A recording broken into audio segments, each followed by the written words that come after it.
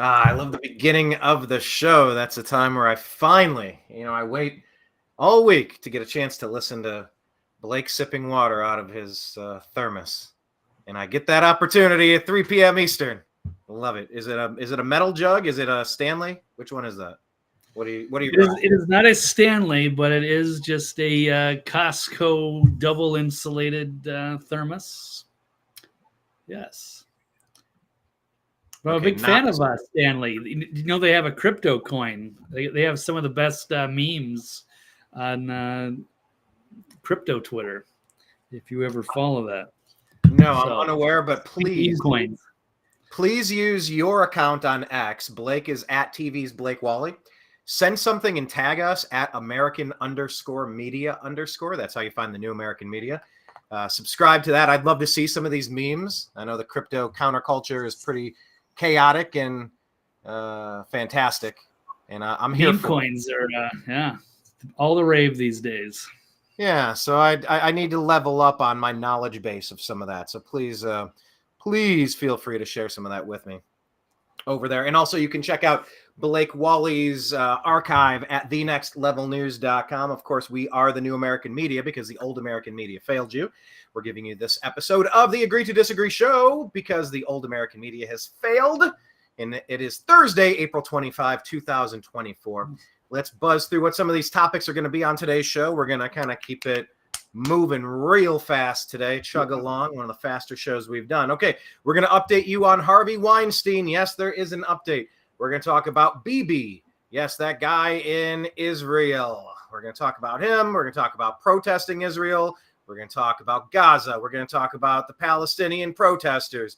We're going to talk about the TikTok ban. What's it really about? We're going to talk about Occupy. How does that relate? We'll explain. Also, what should April 20th be remembered for? Maybe there's a couple of things that fall on that date. It's a strange day. We'll unpack it for you. Also, voters, should they be required to show proof of residency? Or, just take everybody's word for it. I mean, I know what's the harm there. Also, should somebody in particular, someone specific, be banned from one of the two major political parties? What did they do? Did they deserve a permanent ban? We'll discuss. Also, SCOTUS, Supreme Court of the United States, they're on the verge. It appears, listening to the debates and bits and pieces of the audio are being leaked out, are they on the verge of leaning toward helping or harming Trump? We will discuss. And also, Tennessee teachers, do they make the right decision now that they are going to be armed to protect the kids? So all of these topics and more will be discussed on today's episode. If you like what we're doing here, go to patreon.com/the New American Media, and you can buy us a cup of coffee or a bunch of cups of coffee so that we can add to what we're doing at the network. It's been a busy month or 5, and there's a lot of expenses that have piled up. I won't bore you with it, but we are crowdfunded, and I'm not selling you anything that's tangy tangerine flavored yet. So if you like us, support us directly. You're not going to get a cool mug. You're not going to sip liberal tears. It's not going to be on a thing, but, Patreon for now. So we appreciate you, and find the Agree to Disagree show in the New American Media in all of the platforms, in all of the places. Blake, one thing that I do intend to do is get a link tree. It's sort of like what you did with that graphic, putting up, here's how you follow the New American Media on YouTube, on X, on Signal. I need to get a link tree graphic that maybe I could just show, and then I could talk over top of, or put a video together and just embed the video somewhere that lives, instead of repeating it all the time. But I digress. We'll get to that later. If you like the New American Media, find us and follow us. All right, let's jump into today's program.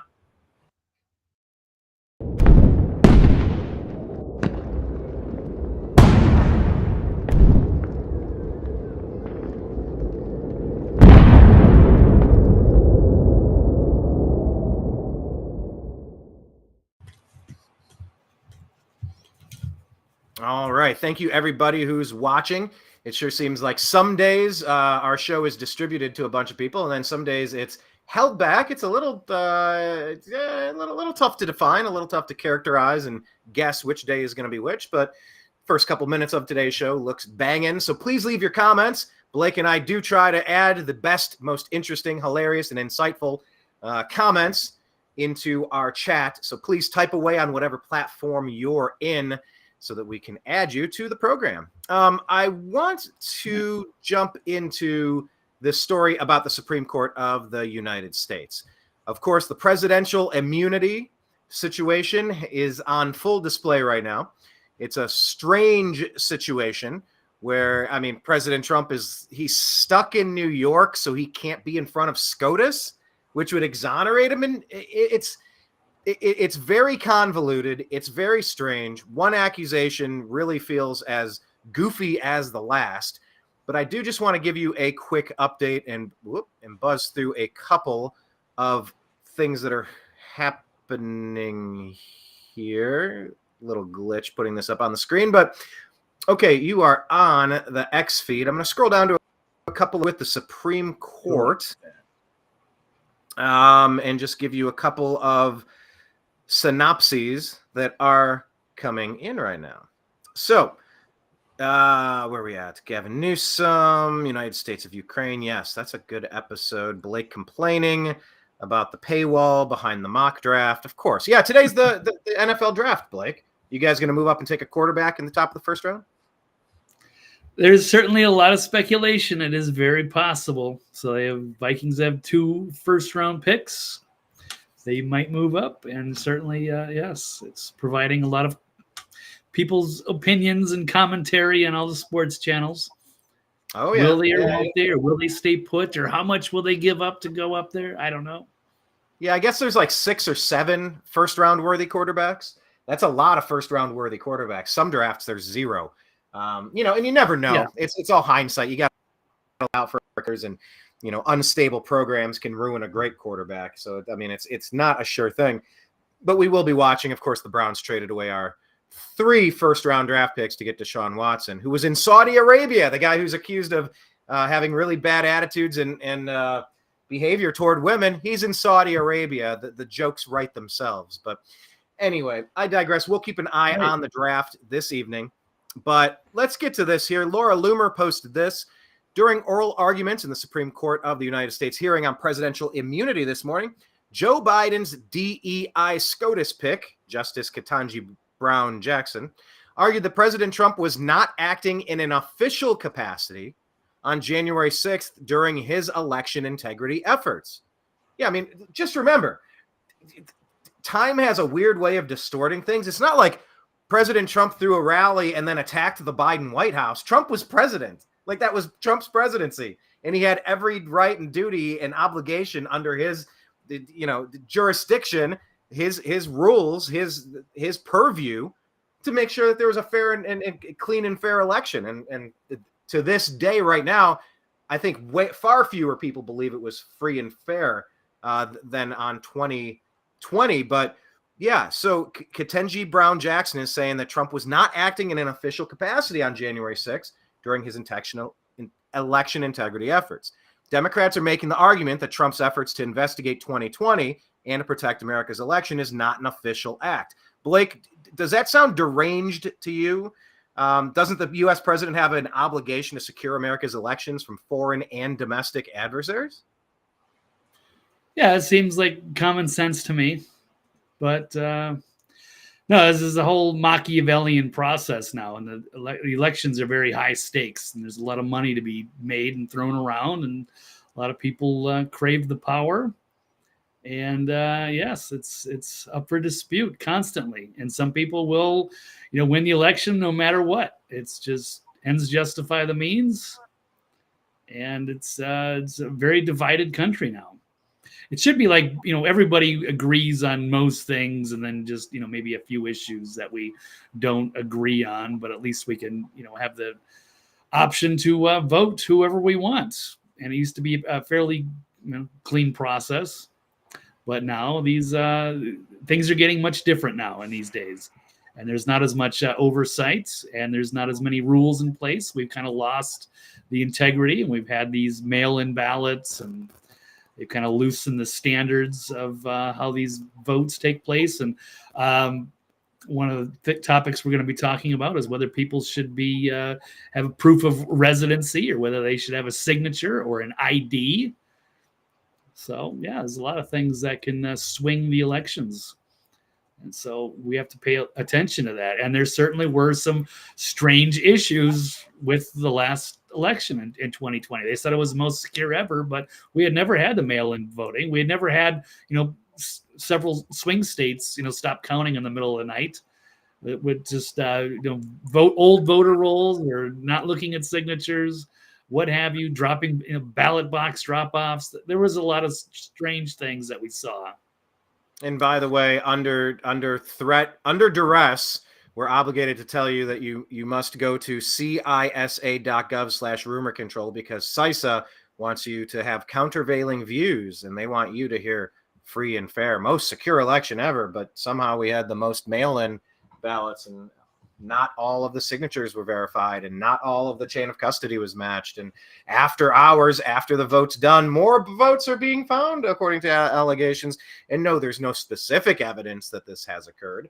No court has found anything that is proven that what happened in 2020 was anything on the up and up, but nobody's looked. There's never been a trial. So it's hard to prove something did or did not happen when you don't have the chance to have a legitimate trial about it. So it's a very strange set of circumstances. But yes, go to cisa.gov/rumor control under threat of duress. Doesn't matter. They keep deleting our content. YouTube especially. I saw Luke Radowski just posted, and we shared it at American_media_. He said 10 years ago, he did a show on YouTube about how there would be a pandemic and they'd force a V word and you had to get that or whatever. And so today they took down his video from 10 years ago saying that what happened 3 years ago didn't happen. And you're like, what in the hell is happening? This is the craziest shit ever. But that's just to tell you, Google, YouTube are not your friend. Meta, Instagram, Facebook are not your friend. Get on Telegram, get on Signal, get on Rumble, get on Odyssey, get on Truth Social, get on X. Get off of those deep state, the lying propaganda sites that censor truth seekers and speakers, and who promote known liars like the 51 intelligence officials who lied about Hunter Biden's laptop having all the classic earmarks of Russian propaganda and disinformation. Those bastards. Okay, let's continue here with SCOTUS real quick. Big deal. Yeah, is it 12 years ago was him on an interview with David Icke, and so you got the YouTube. They're burning history. They're burning books. Yeah, they're the book burners. And by the way, it's for the COVID stuff. But I mean, this was 12 years ago, way before that. And this has been said by Icke or Rudowski, many people, Alex Jones, that this was part of the playbook, or Jesse Ventura on those old shows, the conspiracy theories, that they were going to use some sort of a pandemic to clamp down on individual freedom here in this country. And now that they've predicted it, now they want to wipe it out. So this is Orwellian. This is absolutely straight out of 1984. And this is why having physical books have never been more important, to get some things in your personal library that have the utmost importance. I mean, I can't tell you how many times I've gone to find stories, and the top 20 and 30 stories are fake stories because they're front loading it. They're lying through the results. And they say that when people are trying to gather information, like if they go on Google to run a quick search on something that's trending to find out what's going on, they're going to put the deep state lies and propaganda that push their terrible globalist message instead of reality. And that's insane. They said that 20-30% of votes can be swayed by what you show them and what you refuse to show them. The fine people hoax, the drinking bleach hoax. These idiots are still repeating this shit. They're not censored for medical misinformation and disinformation, but they keep pushing these lies. So yeah, you kind of have to be discerning, and you have to stick with people who have a good batting average. If you got a shit batting average, well, that's somebody you should probably plan on not being able to trust. And if that's the case, I sure think it's time to kind of move along and become more savvy consumers when it comes to the information that you're gathering. All right, let me continue here as we chug through the Supreme Court updates. This one is from Colin Rugg. I feel like Colin tweets once every 5 minutes. See him everywhere. So it says, just in, Department of Justice lawyer Michael Dreeben says it's perfectly fine for Obama to drone strike innocent civilians while arguing in favor of prosecuting Trump for election interference. Yeah, you heard that right. You did hear that right. Remarkable. The comment came after Supreme Court Justice Brett Kavanaugh cornered Dreeben by asking him about presidential immunity and why Obama was never prosecuted. Dreeben said the drone strikes were totally fine because the Office of Legal Counsel looked at this very carefully. Does that make sense to you, Blake? Well, it's just bizarre. They're coming up with all these weird, like, hypothetical arguments in the way of, going after Trump, I guess, for having some of these classified documents that he was allowed to have, and now they're trying to, it's weird. Sotomayor, Jackson, Kagan, and now they're doing this weird stuff with Trump's immunity claim, and the liberal justices are all floating these absurd hypotheticals. Order assassinations, kill a rival. And so then Kavanaugh kind of called it out about Obama and the drone strikes. Can you go after him? Was he, complicit in wrongful deaths? And so, it's weird watching them do these mental gymnastics to try to make it sound like, Trump's the bad guy, and I don't know, and just kind of setting this precedent. So it's very strange to see this. But yeah, as you said, I don't know if they're going to exonerate Trump or whatnot. It should be. He has right to have these classified documents. We don't know exactly what it was, but they were making efforts to to send them back to the archives, or what have you. And then they raided his home. But then it turned out that Joe Biden had classified documents, in old cardboard boxes in his garage, when he was not president, and he did not have authority to declassify things, or when he was a senator. It was scattered around his house, scattered in multiple places, and it was ridiculous. And so they can't make these arguments, but they're trying to anyway. I mean, I'll tell you what. How about Hillary Clinton? How about the stuff in the sock drawer of Clinton? Man, how about someone starts flipping over wakeboards and seeing what Obama has hidden? I mean, the person who actually had the authority and ability to have documents was President Trump. Colin Rudd continued here. He goes, "It's okay when Obama does it because we cleared him of it." Totally reasonable. It's these arguments that they're making are just absurd. It reminds me of this Simpsons episode, and I'll show it to you in 1 second. But let me just wrap this up. I'm going to give you this one more thing here. Justice Alito just blew up the entire argument by the Department of Justice. Alito goes, if the president gets advice from the attorney general that something is lawful, is that an absolute defense? Dreeben says, yes. Alito, wouldn't the president just pick an attorney general who will let him do whatever he wants? Dreeben looks stunned. Apparently, the attorney general can provide absolute immunity, but the president, who is his boss, can't. Does that make any sense, Blake? No, not really. This is strange, and it's weird. So now you got a lot of these leftists calling for stacking the court, and they're bringing up these bizarre things about the hypotheticals of ordering assassinations or killing rivals or ordering a coup. It's very strange to see this happen. Yeah, the hypotheticals have gone they've gone into Crazyville, and it reminds me of this episode of The Simpsons where it is the Springfield mayoral debate.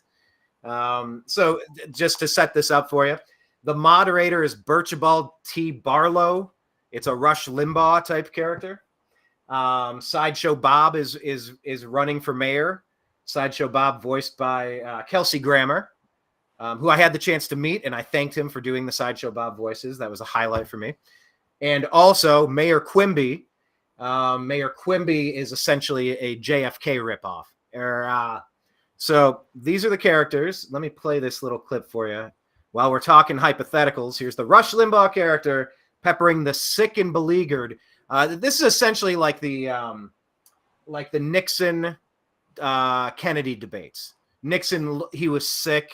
He came off well on radio, but he came off really poorly on TV. He didn't look well, and so this is what they're mocking here. But here's the hypotheticals in action. Here we go. Quimby stumbling on stage, sick. And in this episode, he had taken a bunch of cough syrup as well, and so he's a little groggy on top of it. Here's the Rush Limbaugh character asking a question regarding hypothetical. Sideshow Bob, Councilman Les Winan says that you're not experienced enough to be mayor. Sir, what do you have to say about that? By the way, that's a hilarious joke. I'd say that Les Winan ought to do and less whining. That's a beautiful line right Mayor there. Quimby, you're Pretty classic. However, afterward, Lisa goes, "There's nobody named Les Winan." I know, but it's a good line. But then here's how he turns his ire on the JFK guy. Here you go. A totally different question. He gives him a softball with a joke punchline attached. Now here's the Quimby question. Mayor Quimby, you're well known, sir, for your lenient stance on crime. But suppose for a second that you And by the way, that's a pretty good interpretation of the Democrat Party today and always. Soft on crime, cities are falling apart. stance on crime. But suppose for a second that your house was ransacked by thugs, your family tied up in the basement with socks in their mouths. You try to open the door, but there's too much blood on the knob. Doesn't this remind you of all of these hypotheticals that they're giving you at the Supreme Court? Basement with socks in their mouths. You try to suppose, open the door, but there's too much blood on the knob. What is your question? My question's about the budget, sir. Oh. My question's about the budget, but he's got to run through these hyperbolic, insane hypotheticals before they can even get to what's going on there. It really is a strange time, but I mean, it does seem like, Blake, that the justices are leaning toward granting presidential immunity. Otherwise, there couldn't be a president. If you were not allowed to act in your official capacity as president, then nobody could be president. Everybody would be thrown in jail, right? I mean, would that be your guess from watching this? If you had to guess, you got $100 free. You got to pick. He's going to be granted presidential immunity, or it's going to be denied. What would your guess be? I'm hearing it might be 5-4, or it could be unanimous. I mean, we're all just guessing when it comes to the Supreme Court.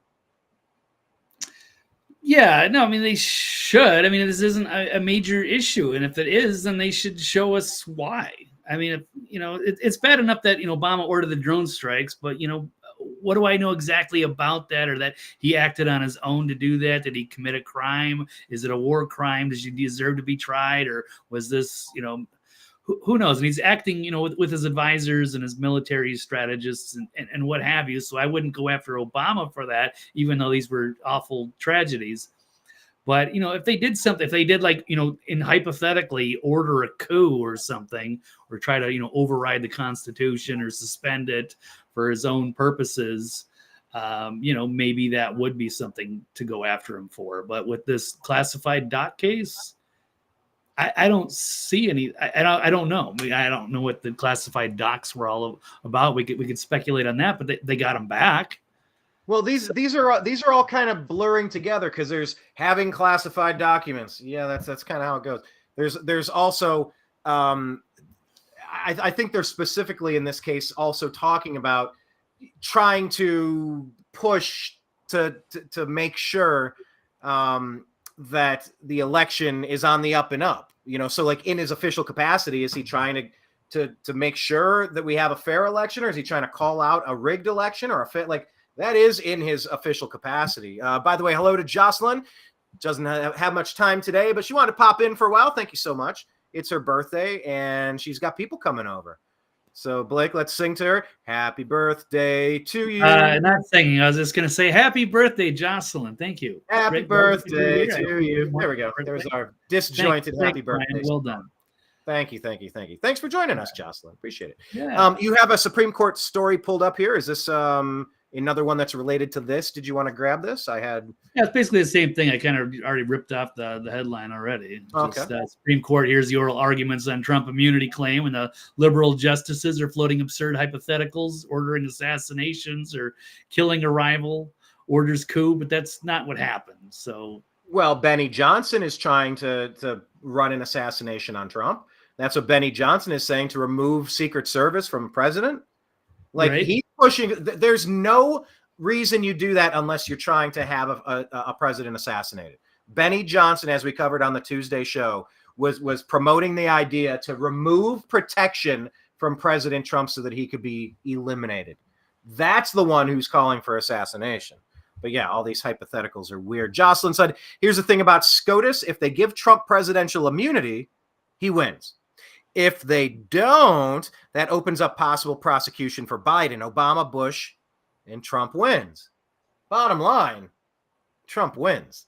Yeah, I like that analysis too, because there's no wrong way to do this. Obama has got so much karma coming to him. Obama is so guilty on so many fronts of so many civil rights violating atrocities with the phony FISA warrants, the Five Eyes, the spying on Trump in his campaign, what happened in 2020. Obama could spend the rest of his life in prison that's if he doesn't face the ultimate penalty for treason. There's no doubt in many corners of the globe that Obama is an infiltrator who used the name renegade specifically because it's a usurper.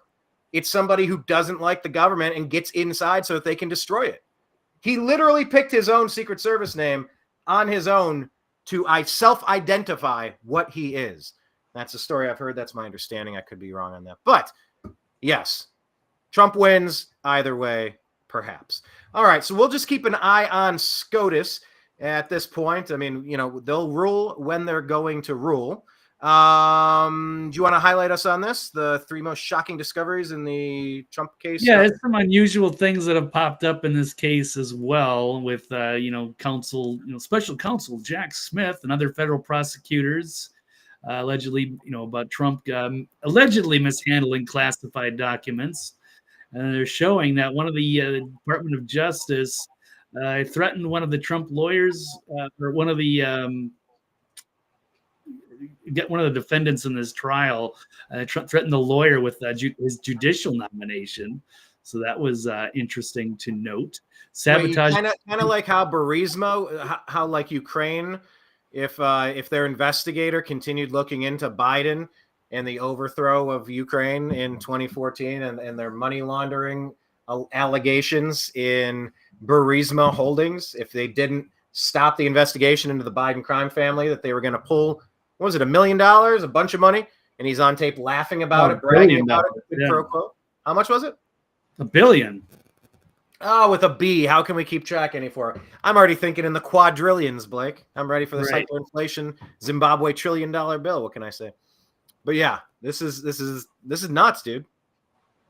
Yeah, it's nuts. So there's threats going on behind the scenes from the Department of Justice towards other lawyers from the Trump side. And then there's White House allegedly involved from the start, White House Office of Records, Presidential Records Act. So that's another thing going on.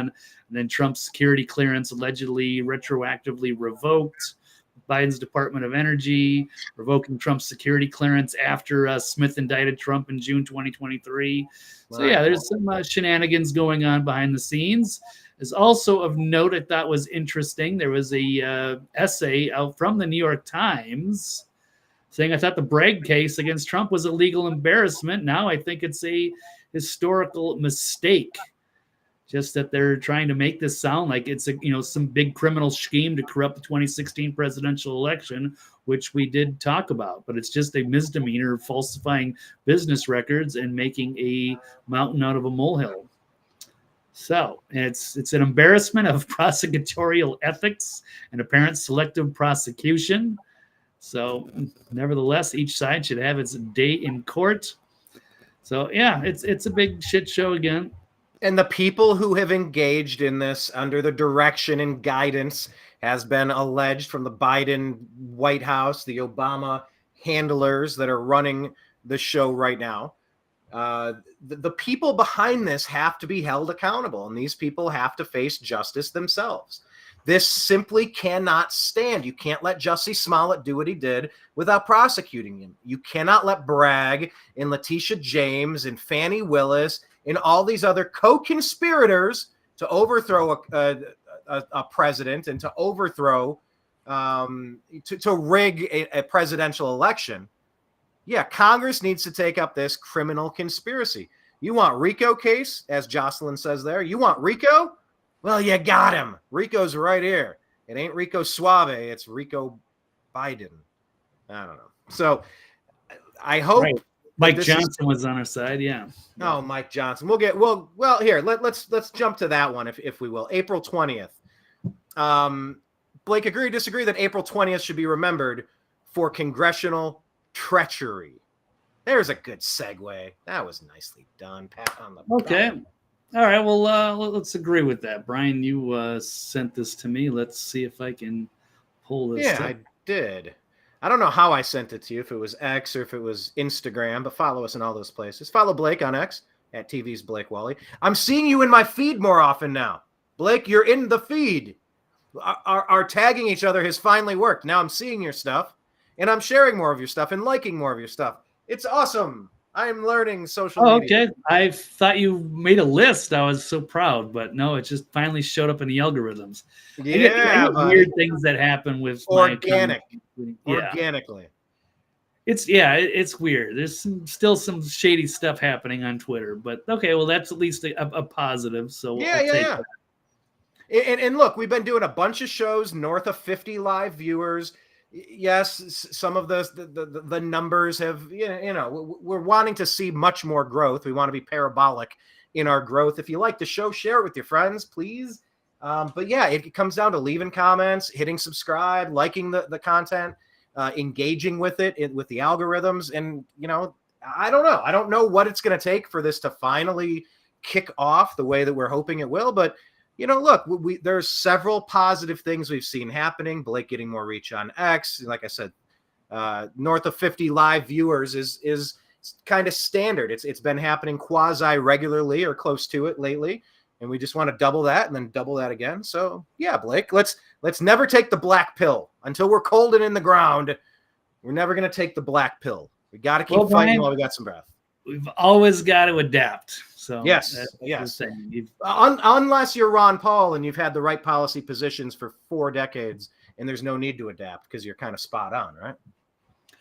Yeah, well, he's been spot on for a number of years, and people just didn't really pay attention to him much until maybe 10 or 15 years ago. So, yes, he's blasting Mike Johnson now in a stunning new monologue.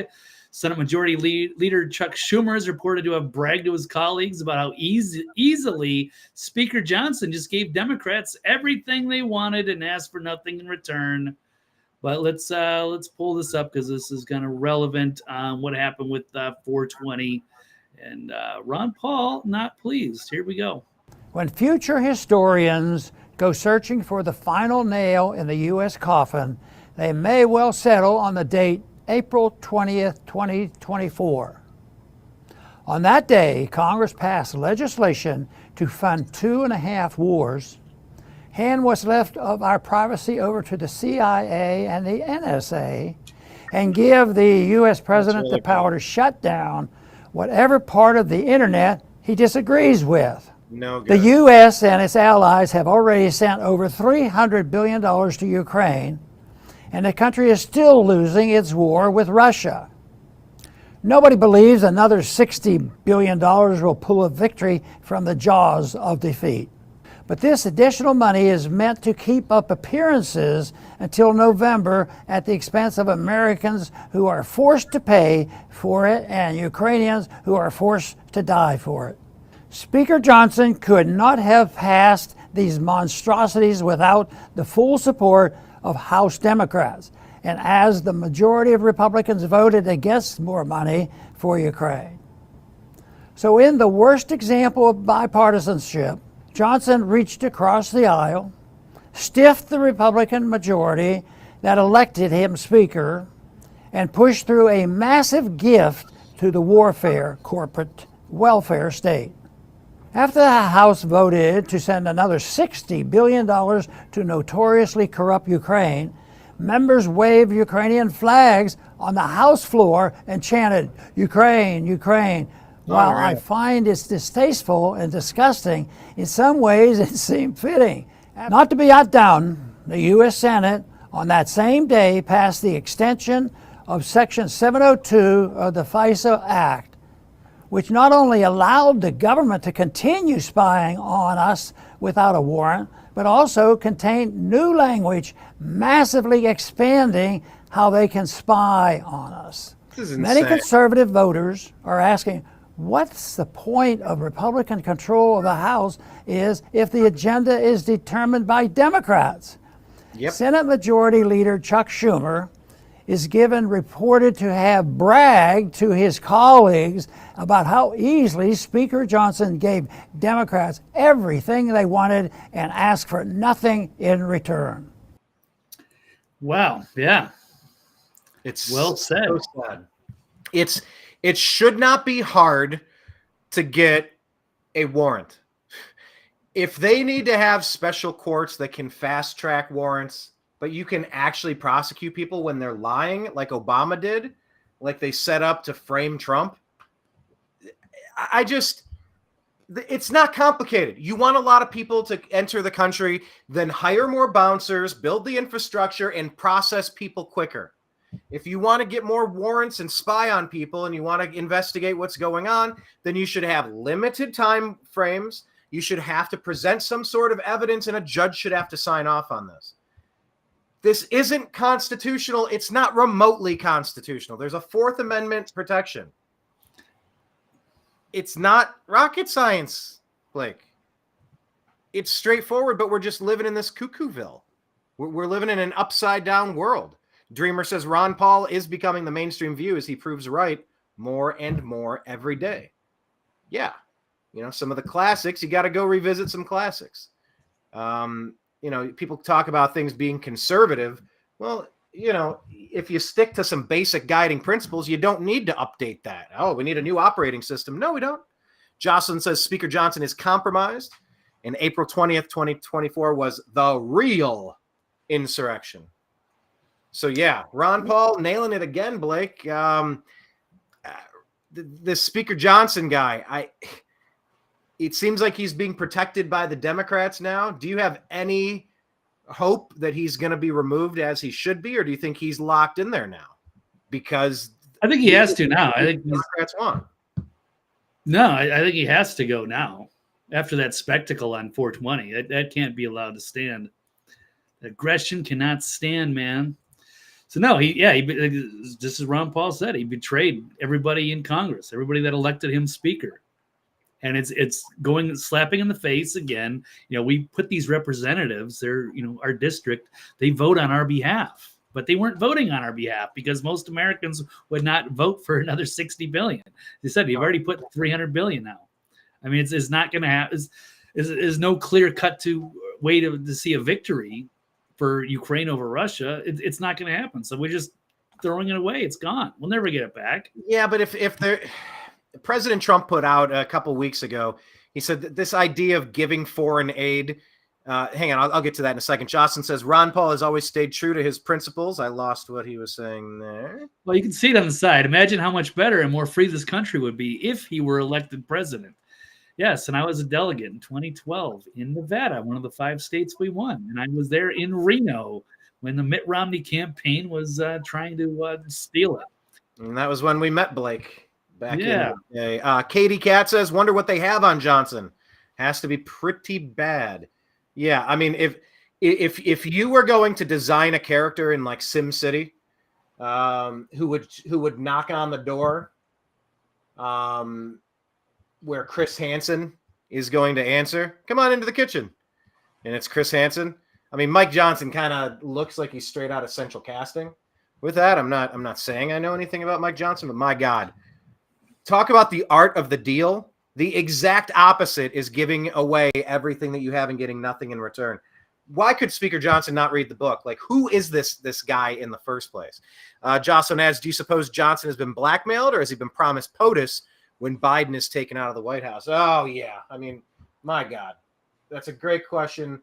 Who the heck I don't think knows? he seems to crave the power, but I can see him getting threatened. I don't know about blackmailed even, because he's new there. He's not like a swamp creature that's been there forever, and he's in all the the drug parties and the orgies or whatever they got going on there that Madison Cawthorn was warning us about. But we've heard and knew, and to some degree, I don't want to say I don't care, but these people are compromised. And I'm not saying he was, at Epstein's Island, probably not, but maybe they show him video of his nieces and nephews, and what would the deep state do to them? They might have an accident if he doesn't vote a certain way, or maybe he does lust for power. I don't know if it's about for president or anything, but yeah, it's easy to get involved in that, and you'll get all the wrong people that'll be around you with a lot of money, and to make a lot of promises and make you famous for all the right reasons or wrong reasons. I don't know. But I mean, he's number 3. He's third in command, right behind vice president and president. I mean, does he seem like the kind of egomaniac that like craves the power? Not like what's his name? Haywood Jeffries, or I keep getting his name wrong. Son of Jeffries. Like you could see somebody like him, like really, liking the idea of becoming president. So you gotta be careful about people like that. Yeah. Well, look, when you have, it's the NFL draft tonight. Like, let's stay in sports analogies. If the Cleveland Browns had somebody come in, and they kind of telegraphed and sent the playbook over to the Pittsburgh Steelers, in advance of the game, and it's like, here's everything you need to know. Here's our game plan and strategy. It's like, this guy's working for the other team. That's exactly what Johnson did. It's a huge red flag. Johnson adds, right on, Blake. Mike Johnson has done the exact opposite of every action he promised to take if elected speaker. He is either abysmally dishonest, taking bribes, or he's being blackmailed. Yeah, so we will see, and we will follow it. Hopefully, I'm completely in favor of getting rid of him for sure. I cannot confirm this, but I do take Jocelyn seriously. Johnson went to Mar-a-Lago to visit Trump before the FISA vote, but his son was pulled from the ocean, nearly drowned. So yeah, it's the kind of thing the deep state will pull on you. I mean, this is high stakes stuff, and they have to win these elections. They have to control the people that are in power. They don't control Trump, so they hate him. Yeah, that was Obama's chef drowned, in like 2 feet of water, right? 3 feet of water on a paddleboard at night, naked or something, right? Yeah, like 8 feet of water in like a glorified pond over in Martha's Vineyard. When he was a swimmer, yeah. Mitch McConnell's sister-in-law had a vehicle go into reverse. And then it backed up into a pond, and she drowned in the pond at her sister's at Mitch McConnell's wife's house on their farm or something. I mean, they're directly. There's a lot of questionable situations linked to a lot of these people in power, and you just wonder what in the heck is going on, and also who's in charge to bust the people that have taken this country hostage. I wouldn't care who was running things if they were making wise decisions. None of these decisions are good. It's as if the bad people are in charge. So who are the white hats? Who are the good people? Katie says, why is this guy allowed to adopt a young boy without another parent figure? Sorry, but this guy is creepy as up. Wait, who? Johnson? I'm not familiar with Johnson and his personal life, so I cannot confirm or deny, but yeah, I mean, you have to look at stuff like that. And these people will threaten your children, your wife and children. I've heard they'll make you phone calls and they'll be like, hey, we see your wife, she's out grocery shopping with your kids. They'll make those little idle threats at you just to get you to keep you in line. It's insane. Sick. This is worse than the mob. It's worse than the mafia. Oh yeah. Oh, way worse. Mob had some principles, at least. They didn't, screw with your wife and kids. Jocelyn, thank you. She praising my excellent dot connecting. But yeah, I mean, we hear these stories all the time, and we watch the most ridiculous people push the most ridiculous BS, and none of it makes sense. And we go, well, what's really happening here? Something is not right. Something is rotten in Denmark, as they say. So anyway, speaking of something rotten, Blake, any other points on this before I bounce to the next story? Nope. All right, let's just move to this one without a stinger because we're moving fast today. Harvey Weinstein was innocent and he deserves to be set free.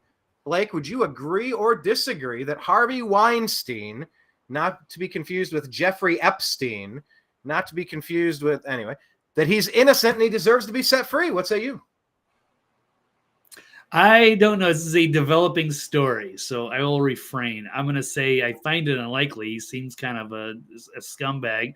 I would tend to believe some of the women, but maybe, you know, some of these women or whatever that were assaulted knew what they were getting into and probably got, you know, big roles and promotions in Hollywood. It's gross, but sometimes that's how the star actor or actress gets the big role, is because they, you know, had a roll in the hay with the creepy director or producer or whoever.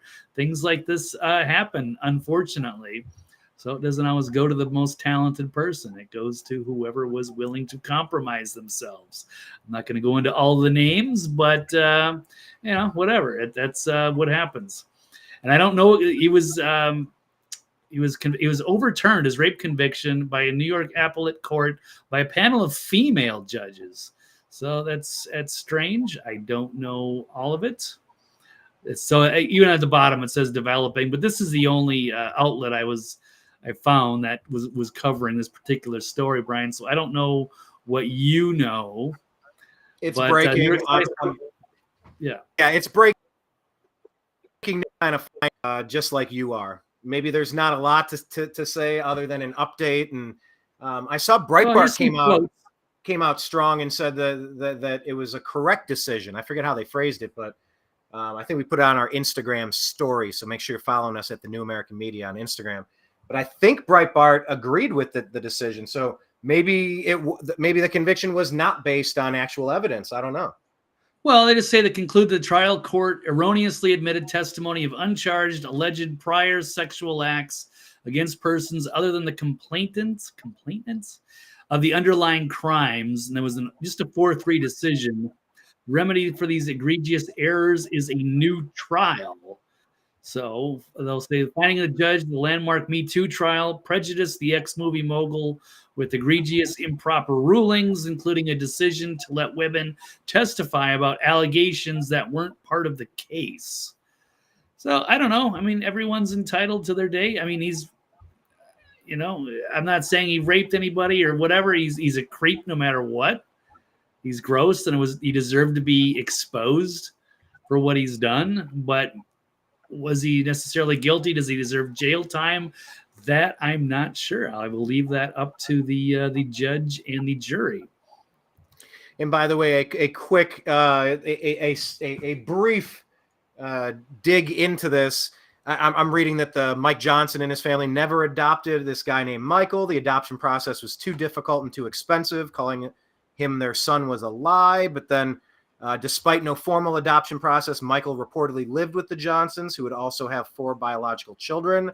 And then they met when he was a teenager. This Michael T. James, now 40, when they were Mike Johnson was doing charity work for a Christian ministry in Baton Rouge. So it's kind of murky. Did he take custody of a 14-year-old black teenager that he met through Young Life Ministry? Did he not? I don't know. There's a lot of stuff there. So I'll dig in a little bit deeper, but same with Harvey Weinstein. I'll look into it a little bit more. It's all kind of breaking now, and we'll see. Is he going to get another trial? Just like the guy in Arizona, is he going to be faced with another trial? Like the rancher who was just released because of a mistrial? Are they just going to drop it, or are they going to refile? I don't know. I don't know if there was an update there, but you know, a lot of these stories, we don't have the full facts. We're trying to unpack it together, and quite often your comments will lead us into different stories, and it will help us kind of clarify some of these. Jocelyn says, did he flip? What do jailbirds do when they are caught? Oh, interesting.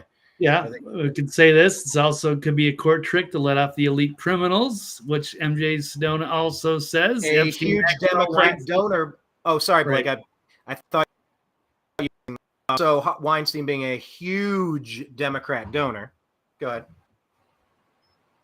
Oh yeah, no, but it's also just these elitist criminals that get off for whatever reason, whether they're, you know, ratting on somebody else or making a deal, or if you're just seeing a lot of these other people that haven't gone down. We still don't know who's on the Epstein list. So who knows? Right. They could be protecting their own. Jocelyn says it's no coincidence. Epstein, Maxwell, Weinstein, the Narangahita Mafia, John of God, Diddy, NXIVM, countless sex trafficking ops plus others when Trump came into office. Yeah, I mean, there is some gross shit happening on this planet, man. Like, I just don't get it. Why can't we just enjoy our lives, live a decent experience, and kind of live by that golden rule, if you will? I don't know. I don't know. It's just an addiction to power and control, I suppose. So we will keep an eye peeled on Weinstein. We'll try to get an update on the Arizona rancher. If you have an update on the Arizona rancher, are they going to retry him? To the comment section, if you have anything, post it there. Okay. Anything else on this story, sir? Nope. Okay. Something in your backyard. Agree or disagree that Tennessee made the right decision to arm their teachers, Blake? I don't know if you've been following this one, but let me just read one or two things and I'll toss the floor to you. This is from Shipwreck Show. Tennessee and Iowa have now signed into law allowing teachers to carry on campus, and Kamala is big mad about it. If the federal government would do its job, the states wouldn't have to take matters into their own hands. But here we are. You made your bed, and now you can lay in it. There was another one that I had. This Jordan Kepler and Comedy Central haven't been funny forever, so I'm not going to give them the time of the day. But there was one more, and now I can't find it. Blake, what say you? Do you think it's a good idea to arm teachers in Tennessee and Iowa and really across the country? Yeah, absolutely. I mean, if they want to, they should absolutely have a right to conceal carry in the classroom. I'd have no problem with that whatsoever. That would really deter any, potential future, mass murderers that want to go in. They'll think twice about that. It's not a gun-free zone, and they never know who's armed and where they could be attacked from. So that's the way to win on this issue. I like it. I like it too. We'll move past it, but it's important to, it seems like we get on the show and we'll gripe about the losses that we take. There's L's and there's W's. But we got to stop and smell the roses. This is a big win. Tennessee's banning chemtrails being sprayed in their skies. Like, Tennessee's doing a lot of great stuff. If Nashville's not going to be the new capital of the world, I don't know what's going to be, but Tennessee's making a strong play. Moving aside from that, I just want to update you on this because this is a massive story as well. Dr. Anthony Fauci is now set to testify publicly for the first time since retiring from public service at a COVID select hearing on Monday, June 3, 2024. So Fauci's testimony will come in the wake of bombshell new emails from EcoHealth Alliance's Peter Daszak and Fauci aide that exposed the COVID gain-of-function cover-up. Daszak's email noted that the Wuhan lab was in possession of more than 15,000 samples of coronaviruses prior to the COVID pandemic. EcoHealth Alliance was a cut-out group for the Pentagon and National Institutes of Health, the NIH, to fund risky and illegal gain-of-function research at the Wuhan laboratory in China. Fauci's on the record discrediting the man-made theory of SARS-CoV-2 publicly while working behind the scenes to suppress scientific dissent that the theory was plausible. The NIAID chief eventually pushed scientists at Science magazine to call it a conspiracy theory while pushing the bat and wet market theory. The DOE and FBI published reports supporting the view that it's likely COVID was man-made, blah, blah, blah, blah, blah. But this is just like, Blake, it's just like the Five Eyes thing that Obama did. Hey, England, whatever countries it was. Hey, Australia, hey, England, there were 5 of them. We want you to spy on this person, this person, this person, this person. We think they're up to no good. And report back what you have. Then they report back, and then they go, oh, look at this brand new information that we've discovered. Now they're linked to Trump and the Republicans, so we're now going to spy on them because this information completely came to us organically. They're lying about it. They're offshoring it, just like they did rendition in Northern Africa for their torture programs. Then just trying to say, nope, my hands are clean. I didn't do it. It's the equivalent of the bully grabbing the little kid's arm, smacking himself in the forehead, saying, I'm not hitting you. I'm not hitting you. I'm not hitting you. Blake, any thoughts on this? Fauci finally getting up to have to answer to some of this stuff? Good. I donated like $25 to Rand Paul, and because he was going to be doing this, he's going to be a part of this and going after Fauci. So yeah, no, it's good. He needs to be held to account. He was our nation's highest paid, most trusted, federale. I don't know what you want to call him, but yeah, he has to be held to account for all this lockdown and the masking and all the decisions that were made, and whether he was funding gain of function research or where, what happened with the Wuhan lab. There's a lot of things that the public deserves answers to, and I'm 100% on board with that.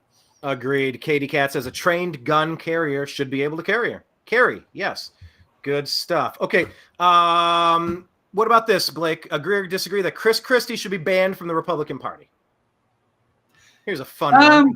Yeah, I think I would agree with that, at least, temporarily. I'm not saying, permanently, but he made some pretty disturbing comments the other day. He's a very bitter and vindictive egomaniac.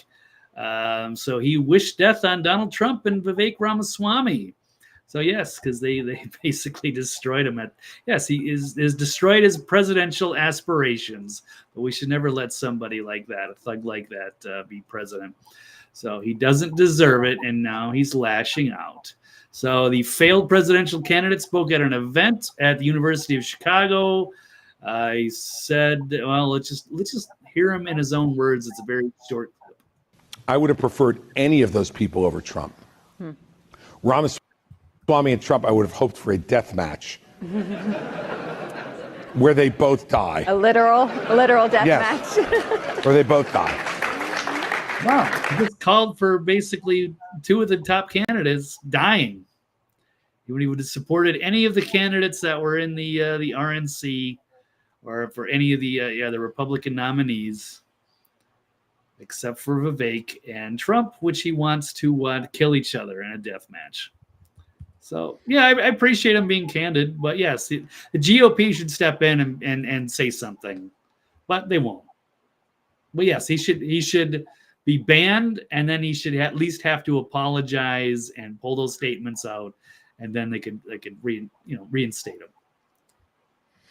I don't take him seriously anyway. Okay, but agree or disagree, Brian? Yeah, something is wrong with that guy. I don't know what else to say. He was playing a role of the attack dog. During the debates, he was always the attack, go after Trump guy, and by proxy, he was the go after Vivek guy. I just don't get his angle. I just don't understand his angle and what he's going for. Christie said Trump looks bad. Does he own a mirror? Exactly. I don't know where Christie's base is coming from. Katie Cat says Christie was her NJ New Jersey governor and such a criminal. He diverted Sandy funds to his buddies unaffected in Nutley, New Jersey. Yeah, and remember him walking hand in hand with Obama, strolling on the beach, kind of sealed the last chance in that election to bounce Barack Hussein Obama from that White House position, but instead he seemed to be playing for the other team. Obviously, when you're in the middle of a catastrophe, an eco disaster, okay, I understand that is a time to meet with the president, but the optics were just really bad, and his attitudes ever since have not really been haven't changed all that much. Final quick one here, Blake. Agree or disagree that voters should be required to provide proof of to vote? Yes, absolutely agree. It should be common sense, obvious, but that's not the way they want it. It says ends justify the means, and they got to take elections wherever they can. So this is Arizona Governor Katie Hobbs, which I question her credibility and whether she should have been elected after being down 11 points and all the shenanigans going on in Maricopa County to try to take it from Kari Lake. But she's actually vetoed a bill to require proof of residency for voting, which would seem like common sense. You got to be, show where you live. You've got to be a resident of that state. But it sounds like they're, paving the way for the illegal aliens that are swarming the border to be elected. They or to have voting rights, but they will only probably do it, as far as I know, on the federal level. So Hobbs, why should they have any right to vote on anything federal? They're not a member. They're not a member. They don't have a say. So in Arizona, voters are not required to show proof of citizenship to vote in federal elections. So they have a federal only ballot. All right, hold on. There is a patchwork grouping and an agreement between the 50 states in this country to run elections. If we don't run by the same rules, we don't have an election. We don't have a country.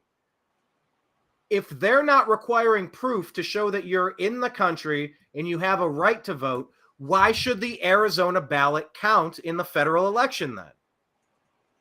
I don't understand this at all, Blake. Why? Because cheaters want to win. They have to find any advantage they can. From their perspective, yeah, this makes perfect sense. This is ends justify the means. If there are states like Pennsylvania that changed their voting systems and didn't have the legislature pass it, there's no reason that those votes should count. If that's tainted the whole state, the state has ruined their own votes. If there's a loss in the chain of custody, if there's no signature verification, all of these things would indicate that those poisoned batch of ballots, whether it's a small batch of 100 or statewide, they're poisoned and must be recalled. Katie Cat, it's ridiculous to have illegals vote. Yes, it's not a thing.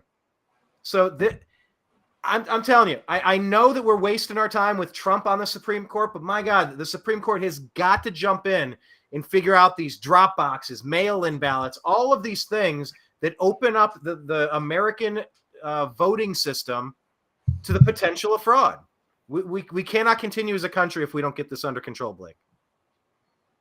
So I hear that, but what are you going to do when the governor vetoes it? So there you go. If you're the police, who will police the police? I don't know, Coast Guard. Anyway, all right. Well, we will keep an eye on Arizona for the rancher if he's retried, and if Katie Hobbs can be exposed and prosecuted for her alleged crimes as well. Okay, let's jump into this one. This is the beginning of the 6-part co-headline story here. Blake, agree or disagree that we must obey Bibi? That's a tough thing to say. We must obey Bibi because the world cannot stand idly by. What say you, Blake? Agree or disagree with Bibi? I am going to disagree here. Yes. Actually, I'm going to just use the words from Gerald Celente. Americans don't take orders from foreign leaders. So, yes, after Bibi put out this controversial tweet saying anti-Semitism on campuses in the United States is reminiscent of what happened in German universities in the 30s, the world cannot stand idly by. But it seems like it's who's the president here? Seems like people are taking his advice. It's amazing. So let's get back to this. Remember, that's exactly what Zelensky was doing too. Zelensky barking orders at the United States. Everybody barks at Biden because they can. Nobody barked shit at President Trump because President Trump wasn't having it. Iran started saber rattling. Trump stood up and said, "It'll be the biggest mistake you ever made. We will annihilate you." I'm not verbatim here, but I mean, Trump did not mince words and he did not take orders from anyone. But Biden's asleep at the switch, and it's a field day for the jackals. Right. Okay, well, yeah, so this is Bibi marching, trying to take authority here and tell us what to do on our American college campuses. So he's saying anti-Semitic mobs have taken over leading universities, calling for the annihilation of Israel. I don't know about that. He's stretching it a bit. They are, and I agree with him, by the way, but yeah, continue. What percentage do you think are actually doing that? Calling for the it's one too many. Annihilation of Israel. Yep. That's what from the river to the sea means. But do they know that? Yeah. They're 18 years old. They're old enough. They're adults. They're making their decisions. Right. So if they're calling for the river to the sea, why can't that just be freedom for them? Why does that have to be, that means genocide of the Jews secretly? Wink, wink. No, it does not. It's not secret. Their Scooby-Doo masks are off, Blake. It's very obvious. And the colleges have lost control. A competing question, Blake. Do you think Columbia should give its money back to the people who have paid tuition there now that they're going to online only classes because they can't control their BLM mobs of pro-Hamas, pro-Palestine, anti-Israel, AstroTurf protesters? Well, that could be part of it. Some of these could be AstroTurf from Israel too. Who knows? But you got to look at I think. From what I'm seeing, the majority of the people seem to be peaceful, even though they're calling it, anti-Semitic. And there's, I haven't seen any real violence. Have you, Brian? I've seen people being bullied and blocked and boxed in and prohibited from free egress No, I haven't seen punches and shots. I've seen a lot of bullying tactics that, I mean, if there's any adult on these campuses, they'd shut that shit down in a heartbeat, but they're not, because this is the deep state Democrat plan. These are the globalists, the Marxists. Israel's the little devil. The United States is the big devil. I mean, this is their plan. This is what they believe. At least they're saying it publicly now. I appreciate that. Okay, well, we'll definitely agree to disagree that these people are calling for the actual genocide or annihilation of Israel just because they're saying from the river to the sea. It's not just that they're saying that. There are videos that I've seen over the past month or so. Yeah, they're definitely death to Israel, kill the Jew. Like I've seen plenty of these videos just in scrolling. You've seen those too. I don't know, Brian, but I can show you how about a Jared Canal? Let's pull up this because this is part of one of these topics here. This is Jared Canal is a Jewish student taking part in the Gaza encampment at Columbia, saying he felt 100% safe on campus. So, Brian, would you say that this guy is a plan? I'm a Jewish student at Columbia. When we talk about anti-Semitism on campus, that's taking the spotlight away from Gaza, away from Palestine, and the Palestinian students on campus, and putting it back onto me.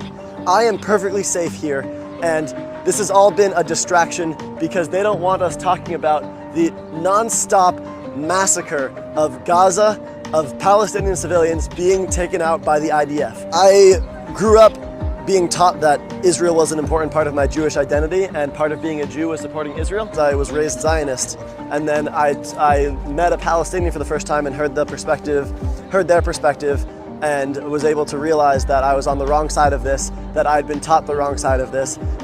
To me, calling in the police was an act of desperation. They know where the students stand. They saw the students come together to support their suspended and arrested friends. We see that other universities are following in our footsteps, and we welcome them. We just want to make sure that they do it in solidarity with Gaza and with Palestine, and that the focus is not on us. But we hope that this can be an important step in the liberation of Palestine and an end to the occupation and an end to the genocide. All right, Brian. So is that like AstroTurf? Could be. But no idea. That is one guy on Fox, which is like 100% the most, 100% supportive of Israel. They're going to talk about like it's violence. They got to protect everybody. It's the rise of anti-Semitism. It's racism. The whatever. And then you're watching Netanyahu saying they're calling for the annihilation of Israel, and they're attacking Jewish students. So they're yelling all sorts of curses. They're blocking them. Okay, they're yelling, threatening them. Threatening them. Okay, well, I don't know. I believe you. I'm sure there are some examples of that, but I would say that it's highly exaggerated. And I think, and it's interesting. This is what's weird about this one. So you're talking about, this is reminiscent of what happened in German universities. Meanwhile, check this one out. Here's the university in Gaza. So they got people saying, oh, they don't feel safe on campus. I wonder how people in Gaza feel safe on campus here. Here's a university over there. Oh, look at that. Blown to smithereens.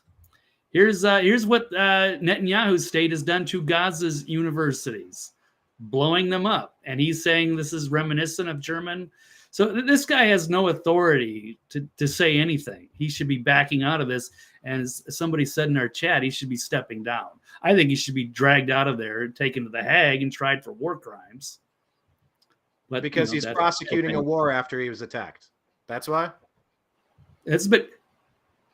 Okay, so right. You don't think he's been heavy-handed in it? You think you agree with how he's handled things?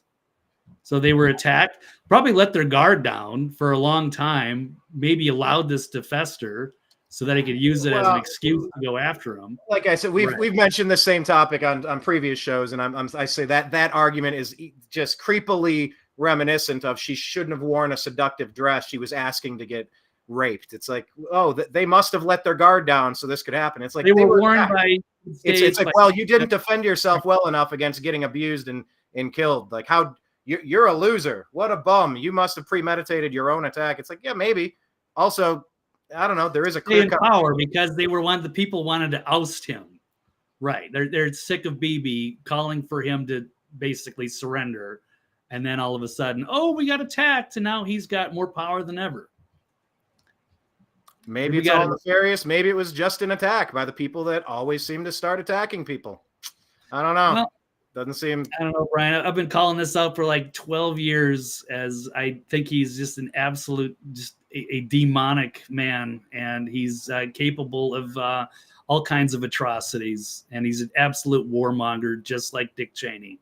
So you would say you would disagree that pro-Palestinian protesters should be placed in prison. Wow. That was a good one. A lot of P's there. Pro-Palestinian protesters should be placed in prison. You would disagree. Protest is fine. Well, peaceful protest is absolutely fine. I would agree with that. So we've got, there's all kinds of campuses. And I don't like when they say, oh, they're pro-Hamas protesters. That's disingenuous. That is their government.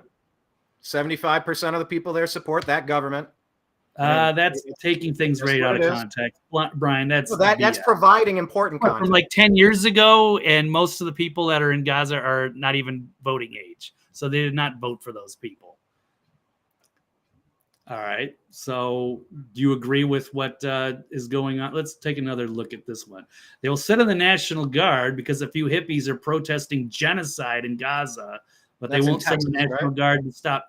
What is it? You don't think there's a genocide happening in Gaza? I said, is that Texas? Yes. Okay, I can't see on the screen. They won't send the National Guard to stop millions of illegal aliens and drugs from flowing across the border. That's insane. And then you've got, Greg Abbott here, governor of Texas, saying these protesters belong in jail. He's cheering the arrest of the pro-Palestine protesters at UT Austin. It says anti-Semitism will not be tolerated. Yeah, anti-Semitism is bad, but is that actually what's happening here? Or are these just people calling for peace? So that's essentially, if you protest Israel for any reason, you must be anti-Semitic. That would be something you would disagree with there. Yeah, absolutely. It's not something that has to be anti-Semitic. I don't support the Bibi regime. I don't support his party. I think they're heavy-handed warmongers, and they've abused their power. And they need to face consequences for their actions. And that would go a long way to having, some kind of a peace in the Middle East. But you got to get rid of these tyrants. So that doesn't mean I would just add there was peace until they were attacked. And then your response to that would say, well, I think Bibi initiated it. It's like, all right, well, I mean, they might have let their guard down. They've lived in oppression for decades. So it's not like they're treated fairly. They live in peace and prosperity. No, people have called that an apartheid state where they're second, third class citizens. And is that why people are saying that this is playing with fire and this could turn into another Occupy? Yeah, absolutely. If they are pushing this, let's see if I can find. Here's back to Luke Rudowski. The right is playing with fire now and creating another Occupy Wall Street moment, with the potential for another summer of love right before the election. And but I don't know that it's the right playing with fire. This is the left's premeditated plan. This is of course they were going to do a summer of love George Floyd riot fest. It's an election year. Of course they were going to do it. Of course they're going to plan it. The right reacting to what the left is doing, it does not equate to the right doing it or the right playing with fire or the right is now facing consequences for their actions. This is what the left does. They're brown shirts. They're angry. They're violent. This is what they do. So I don't know. Once again, right, no, but I know. Are these protests? Are these campuses? Are they violent, Brian? Tell me. Are they violent? Are they actually Jews fleeing for their lives? Are they scared to be on campus? They're absolutely terrified to be on campus. Yeah. Okay. Can we There's name? No doubt about that. Can we name one person? Can we name? Is there a student that we name? Name you a person that's brutally assaulted on campus? Has anybody been hurt? 50 videos in the past 3 days. I don't have them committed to memory, but yeah. Okay. I mean, these are very aggressive, very angry, pro-Hamas, pro-Gaza, not pro-Hamas. How many people do you think are pro-Hamas, Brian? Blake. Yes, Brian, stop with the pro-Hamas. That's an idiot talking point from the neoconservatives. And Brian, I'm not an idiot, Blake. These are people who are supporting Hamas. They're not supporting Hamas. How many of those people, how many of those kids on those campuses are actually supporting Hamas? So that's forgive them for they not know what they do. No, you're twisting this, Brian. Are they supporting Hamas? That's it. It's a I've said that 5 times. Yes, they are. That's the government of Palestine. Those are the people that initiated the violent act. Those are the people that were funded by Biden in Iran to Palestinians getting blown up. Brian, I'm really sad. You know, you've gone against the grain. You've gone against the independent media, who has been very fair on this. And you have taken the neoconservative side and the Fox News side on Israel. And you're not getting AIPAC money, which is bizarre. Because it seems like most of the people that are pushing this stuff get a lot of money from AIPAC. Yeah, I don't even watch Fox, so I don't know what you're even talking about. So I'm curious why you take this hardline stance for Israel, for Netanyahu, I should say. Blake, I open up my laptop each day and I see what's happening and I form opinions on it. I'm not for or against anyone. I don't give a shit about Israel, Israelis, Jews. I don't have a dog in the race. I don't have a horse in the race. I'm not Jewish. I've mentioned this stuff before. Okay, so people were criticizing. I don't watch Fox. I'm not on anybody's team. And how do you take that side? Like these idiot kids. You've literally gone against everybody in the independent media. All the cities. Brian, can you name anybody in the independent media who has your same standpoint on this? I'm not trying to replicate anybody in any type of media. It's real. I celebrate independent thinking, but to say that these people are pro-Hamas or that they're calling for wink genocide just because they want Israel removed. So do you. They don't belong there. I didn't say that. No, I didn't. Now you're putting words in my mouth. They stole that land. It's an apartheid state. They don't deserve to be there. There's no winking. They want them the fuck out of where they are in Israel. Why can't they live together in peace? I woke up in a world where they happen to have a state. Why can't they live together in peace? I woke up in a world where there happened to be an Israel, and I just don't understand why it needs to be overthrown today. You're taking the opposing side like they shouldn't be there. Who said that? It's Zionism. They don't deserve Bibi should step down. It's like saying Bush and Cheney should step down. That doesn't mean I'm anti-American. So it's the same thing. Brian, I'm disappointed. But okay, well, I kind of knew this was going to happen. But, you know, this is a huge story, and it needs to be discussed. So, and is that why TikTok has been banned? Because they've been critical of Israel having a state? That's what a lot of people are saying. You should even see what even Anomaly is your buddy. He's saying like, I got lots of buddies. I don't mimic a single one of them. You're my buddy. I don't mimic you. Right. Like I'm don't you notice that the people in the independent media are largely supportive of, you know, yes, not having genocide against innocent Palestinians?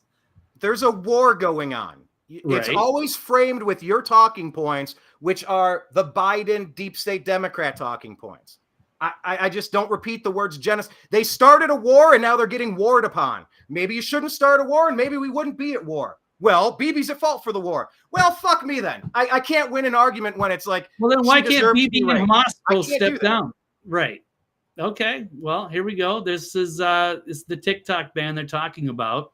And a lot of people, including myself, would probably say this might have something to do with influence. I'm going to show you Israel. 3 clips and prove to you that they're trying to ban TikTok because this app is pro-Palestinian. Our first clip comes from the CEO of the Anti-Defamation League, a Zionist by the name of Jonathan Greenblatt. Let's see what he has to say. The issue in the United States' support for Israel is not left and right.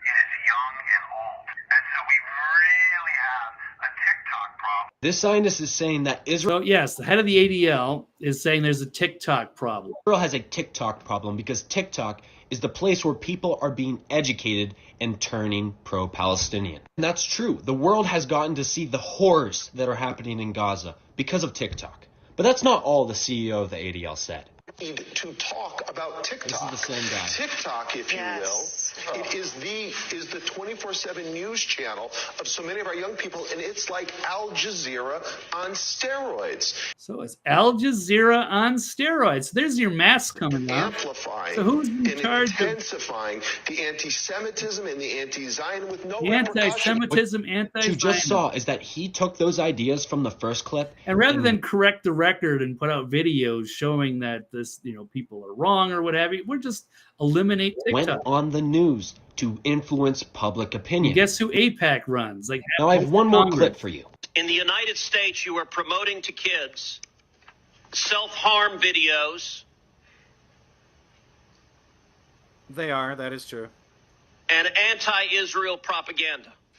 Well, I mean, why is there such a dramatic difference? That's Senator Ted Cruz arguing for a TikTok ban, using the same exact talking points as Jonathan Greenblatt, saying that we should ban TikTok because it's anti-Israel, because it's anti-Zionist. The man in that video is Senator Ted Cruz, and when I looked at who funds him, guess what I found?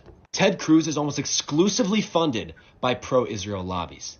Of course, we have AIPAC, the Republican Jewish Coalition, and NORPAC, which is another pro-Israel lobby. The reason this bill was passed so quickly is because of the enormous influence that the pro-Israel lobby has over our politicians. They've paid them tens of millions of dollars. Our politicians serve Israel's interests, and that's clear. Instead of upholding their country's values, my country's values of free speech, our First Amendment, instead of listening to the people on TikTok, half of America is on TikTok saying, we don't support genocide, stop sending weapons, we need a ceasefire. They want to shut it down. Instead of listening to the people they represent, they want to shut us down. Well, he's clearly an anti-Semitic who wants Israel destroyed, Brian.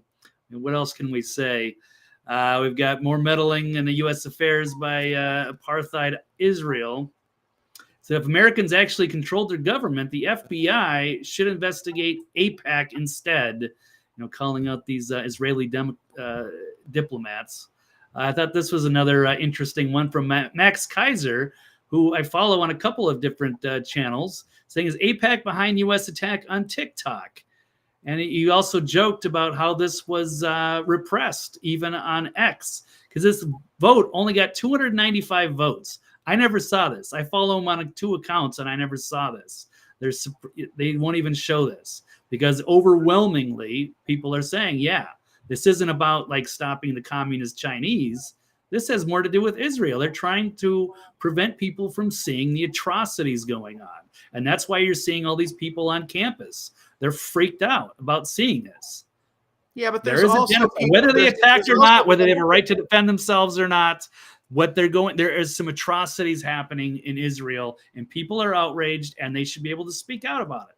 There's also plenty of interviews that we've shared. If you go on the X feed at American_media_, it's people getting interviewed. Why are you out here? And they're like, I'm not very educated on this. I don't know what, these people don't know what the heck they're even part of the mob for. Here they are. Yeah, I know. I've seen them. Here you go. This is what would you say is the main goal with tonight's protest? I think the goal is just showing our support for Palestine and demanding that NYU stops. I honestly don't know all of what NYU's doing. Is there something that NYU's doing? I really don't know. I'm pretty sure they're... Do you know what NYU's doing? About what? About Israel. Why are we protesting here? Palestine will be free! I wish I was more educated. Well, Ryan, they're calling for the genocide and the destruction of all the Jews. Well, those people are clueless. Those are the useful idiots. Wrapped up. There's picked out a few. Yeah, absolutely. There's all sorts of people here. Katie Cat says it's not about... No, you think that they're supporting Hamas and that they are calling for the literal genocide of Jews. 100% certain, without a doubt in my body, that there are elements in this faction that want absolutely exactly that. Are you claiming there aren't these people that want that state removed? Of course there are. How could you? That's not even an argument you could make, Blake. You know that there are people in the movement that want them wiped off of the map. Is it true or false? I would say a lot of that is in the Middle East. Yeah. There's going to be Iran, people in Palestine, Hamas, some of these other people in the surrounding areas of the Middle East. I don't think the average college student knows anything about, is actually calling for that. No, I don't. Blake, you are sorely mistaken. I don't know how else to say that. Well, Absolutely. Well, let's leave it on that note, Brian. You can say whatever you want. You have the floor because I have to go. It's been a pleasure. Appreciate you. Blake, follow him on X at TV's Blake Wally and thenextlevelnews.com. And I'll be fair. I'll read Katie Cat saying that Brian is so ignorant and I'm aggressively ignorant, and that's the worst kind. Thank you so much, Katie Cat. Appreciate you. And she says it's not about criticizing Israel as a state. It's not a war. Okay, yes, it is about criticizing Israel's right to exist as a state, because that's literally what Zionism is. You either have a state or you don't. And it's not a war. Yes, it is a war. I would disagree on those 2 points, but I appreciate the comment. Jocelyn says that they are trying to ban TikTok because the algorithms are brainwashing our children. Yes. They have buttons that they press. They have a little thing where they can heat up a story and make it trend and make it worldwide. They can make it the hottest thing that everyone gets their rage bait about. I mean, we saw that kind of soft rolled out during the George Floyd Summer of Love, and we're seeing it again. I'm mixed on TikTok because I don't need Chinese propaganda getting into the hands of impressionable youth. I mean, look, with Gaza, like, we want things to be peaceful, and shit was peaceful until they got attacked. Blake always spins that around into, no, it's Israel's fault that Israel got attacked. See, it's not paradise in Palestine. See, it's Israel's fault. It's like, well, what about Egypt? They share other borders. Why is everything Israel's fault? And by the way, they could be the reason. They could be the fault. They could be behind every bad thing happening. I just, in this case, show me. I'm not seeing it. Abraham Accords, there was peace. Biden funds Iran. Iran gives money to Hezbollah. They give money to Hamas. And then look what happens. They attack a fucking concert venue. If there's one place you're supposed to be safe in this world, it's enjoying yourself at a concert venue. There's nothing more chicken shit than attacking people at a concert venue. So yeah, it rubs me the wrong way. And yes, there is a war there. That's exactly what they started. And now they're yelling at the teacher, help, help, I'm getting hit. Well, why are you getting hit, Billy? Oh, I didn't do anything. Susie, what happened? Well, he went over and just blasted him in the face. And this is retribution. This is payback. This is self-defense. This is a reaction to what he started. Help, help, help. Well, maybe you shouldn't have started a fight. I don't know. Whatever. Katie Cat is saying that Blake should play some Miko Peled videos, an Israeli from Jerusalem. He can explain perfectly. Yes, Blake does often find videos of people who say they're Jewish and they don't think that Israel should be a state. Would I vote to make Israel a state out of parts of what was there 70 years ago? We're not on that timeline. We didn't exist during that time. We woke up and Israel was a state. So it's like, from the river to the sea, cleanse all the scum into the water, wipe it all off. All right. That's what they're saying. And Blake's like, they're not saying that. College kids don't believe that. Yes, they do. On one hand, college kids don't know what the hell they're even protesting for. And on the other hand, they're probably believing all sorts of wacky shit that their radical Marxist professors are cramming down their throats. Which is why you never want to give college away for free, because they're radical indoctrination camps. So yeah. Jocelyn says, we're all delusional at this point because Soros is paying for both sides. Well, yeah, Soros is paying for both sides, but what about our side? What about the United States? And once again, I don't claim Biden. Every time I point out that roughly 75% of the people in Palestine support Hamas, that is their government, he's like, oh, they're too young. They don't have an opinion yet. Damn right they have an opinion. They were in those same indoctrination camps in their schools to go after the little devil and the big devil. It's like was pointed out in a previous post. This is a multi-thousand-year blood feud. I don't give a shit. I just want you guys to live in peace. You were, until those assholes once again started a war. I hate this topic. Katie Cat says, Gilad Atzman, another Israeli, says Israel is a psychopathic, apartheid, racist occupation. Okay, hold on. I gotta refresh for that. That is some word soup right there, Katie Cat. That is some word soup. Talking point, MSNBC, word soup. Gilad Atzmon, another Israeli, says Israel is a psychopathic, apartheid, racist occupation murdering Palestinians since Balfour. Prior, they lived in peace. Okay, I mean, Jan Pape, another Israel author, writes about Israel as a genocide state. Jocelyn adds, the protests have gotten out of hand. They are threatening Jewish students and inconveniencing people. I tried to explain that to Blake, but he's like, oh, AIPAC, Fox News. I'm like, I don't take their money. I don't watch it. What do you? Yeah, well, your friend Anomaly said. It's like, yeah, I like AJ. He's cool. I don't parrot anybody that I listen to. I'm not trying to be the next Luke Radowski or Sean Hannity. I'm Brian Engelman. I'm looking at this and making an opinion based on what I'm seeing. And I hate that those idiots started a war. And look at how bad the repercussions are. Yeah, people are being threatened and people are being inconvenienced. Jocelyn says they want to change Israel to was real. Ah. Oh, that's good. I know John B. Wells. I need to invite John on. I don't know how much I want to dance into this topic because he's even more strident than Blake is. But then again, John and I always seemed to agree. He's the host of Caravan to Midnight. He was on Coast to Coast AM. But yeah, he calls him the state of isn't real. He calls it isn't real. Katie Cat. Okay, I'm taking the time to read your comments, even the ones that are disparaging me unfairly, I think. But I'm putting them on the record. We're talking about it. But when you type something like this, I'm juggling all sorts of comments. I'm trying to maintain the sentence that I'm speaking. I'm trying to kind of coordinate the overall flow of the show. And here's what I get caught up on. Brian, totally false, completely wrong. You are emotionally influenced by propagandists. What am I totally false about? What am I totally wrong about? Just if you could round out the thought, I could respond a little bit more eloquently. God, that is good. They want to change Israel to was real. I got to remember that. Thomas, how are you, sir? All countries in the Middle East wish to remove the Jewish state. I mean, that's exactly what our history books told us about Hitler in the 30s, right? They wanted to remove the Israeli state. I mean, we're on a loop here. And then you hear the common retorts. You'll hear, oh, book burning. Well, what types of books were they burning?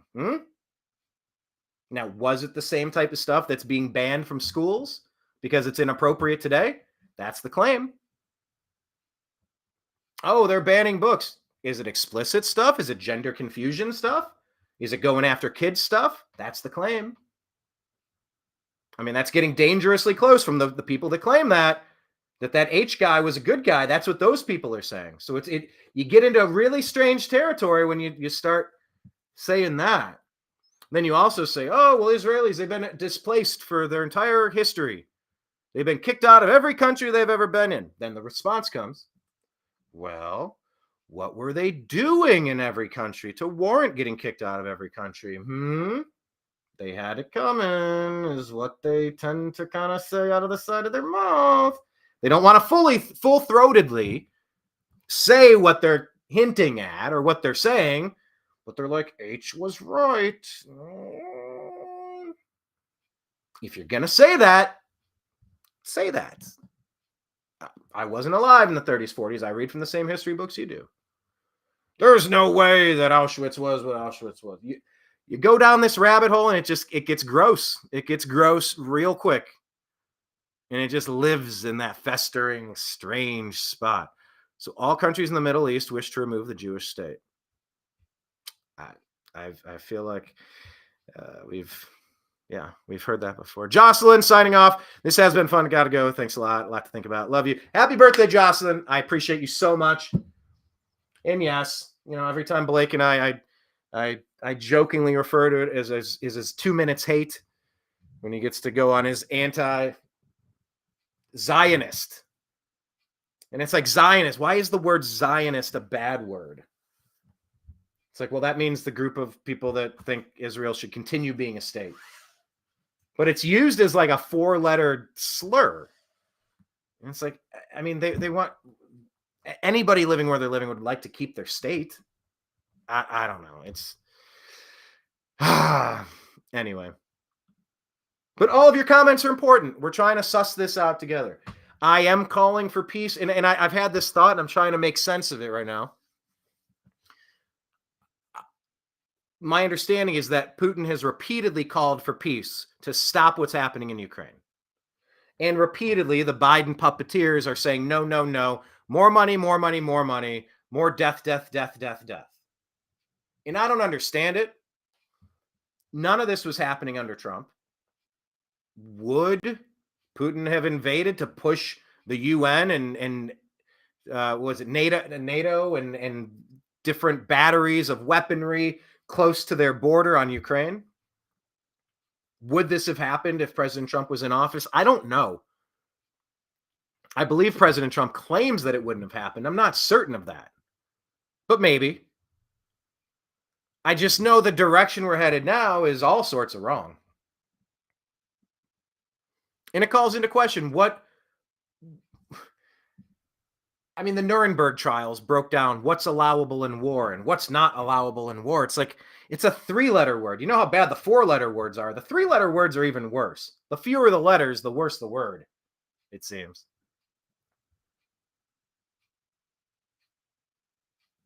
War is hell. And that's kind of why you want to avoid conflict when possible. And all this stuff got broken when Biden's handlers seized power of the United States. It's like everything went wonky. We haven't even gotten into China yet. Hong Kong, what's sitting over there? Taiwan. There's more conflict bubbling up under the surface. And you just hate to see it. It all feels so unnecessary. So some people say, oh, you got to stop attacking the people that attacked you. And it's like, well, and the other side go, I'm never going to stop until all those people are gone. Those people will not stop attacking us, and it's self-defense. I mean, who's right? The side that doesn't want to get killed, or the side that doesn't want to get killed? I mean, how easily we're played for fools, right? Thomas says that Putin is not calling for peace. Okay, because I've read a few reports that he's tried to push peace negotiations to stop this. He's calling for a pause so that he can rebuild his munitions and then attack again. I don't think that's it. I think there's regions, Crimea, in the eastern part of Ukraine, there's a couple of spots, Donbass region, that those people voted to get out of the absolutely corrupt Ukraine and join Russia. And that's the territory that's been taken, and they just want to stop. It's over. This is Russian control now. Like, we're done. Just the theory that it's always, no. Howard Dean, remember when Howard Dean was running for the presidency? Then we're going to go to Michigan, and then we're going to Iowa, and Texas, and then the White House. Rah! I hate doing that. It always tears up my throat. I got to find a better way.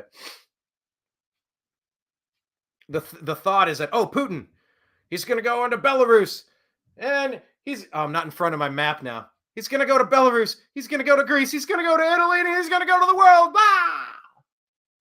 He's going to keep expanding. It's like, well, he was telling you for how long to stop putting weaponry and stop poking them with NATO. NATO only exists to mess with Russia at this point.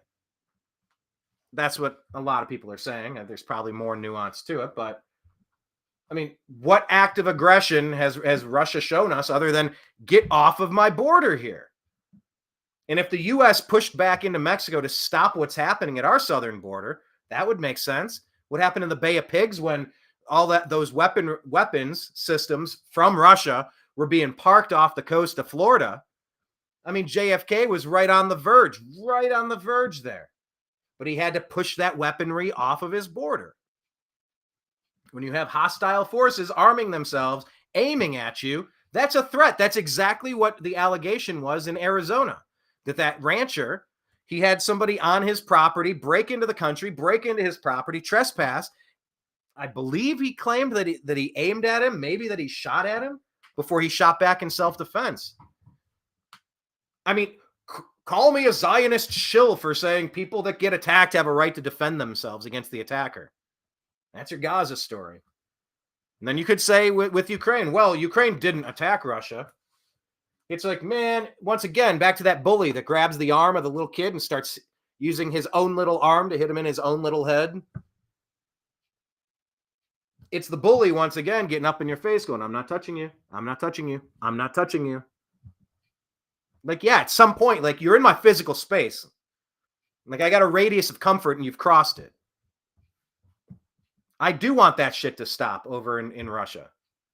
Seems like if the U.S. hadn't provoked that and hadn't funded that, this wouldn't even be a thing. So I don't understand it. I don't know. Putin is not calling for peace. He's calling for a pause so he can rebuild his munitions and then attack again. I think he has plenty of munitions. I hate seeing any Ukrainian man getting kidnapped and conscripted and being tossed into a wood chipper. It's gross. I don't like seeing that. So I don't know. I don't know if I would agree there, Thomas, but I appreciate your input there. Thomas continues, when Russian forces return to their side of the run Ukraine border, then talks of peace may begin. Well, no, they're not giving back those regions that have voted to leave Ukraine. Ukraine is a corrupt, failed state. It's a complete mafia takeover. Victoria Nuland, Barack Hussein Obama, Joe Biden, they all authored the overthrow of Ukraine. They're money laundering how many tens of billions, hundreds of billions of dollars running through Ukraine at this point? Those people said, we're out. This is not us. Those people took votes, wanted to go to Russia. This corrupt government doesn't represent me, is what they were saying. I mean, do those people have a right to self-determination? Or are they captives of the Zelensky regime that banned independent media, that banned media, that banned voting and banned elections? There's nothing democratic about the overthrow of Ukraine. So to look at Ukraine and be like, yeah, that's my team, I'm going to wave a flag. Like, I'm sorry, I don't get how that aligns with us. You know, things are so upside down at this point. You see people burning flags or kneeling for flags, and it's like seeing what the deep state is doing, seeing what the chaos they're causing everywhere, the Biden administration. Like, there's nothing about that flag that speaks to me. That's not my country. That's not, and that gets back to Blake's point. In Palestine, those kids are like, that's not my government. Now, I don't think they are. I haven't seen, who's the opposing party? Who is the opposition that's calling for peace to overthrow Hamas and take control of that country? The fact that we can't say their name, hashtag say her name. The fact that we don't even know who the opposition that hates terrorism and hates Hamas. Oh, but none of those kids are saying that. None of those kids believe that. It's like bullshit. Of course they do. Where's the opposition? We know where the opposition to Biden is. It's everywhere.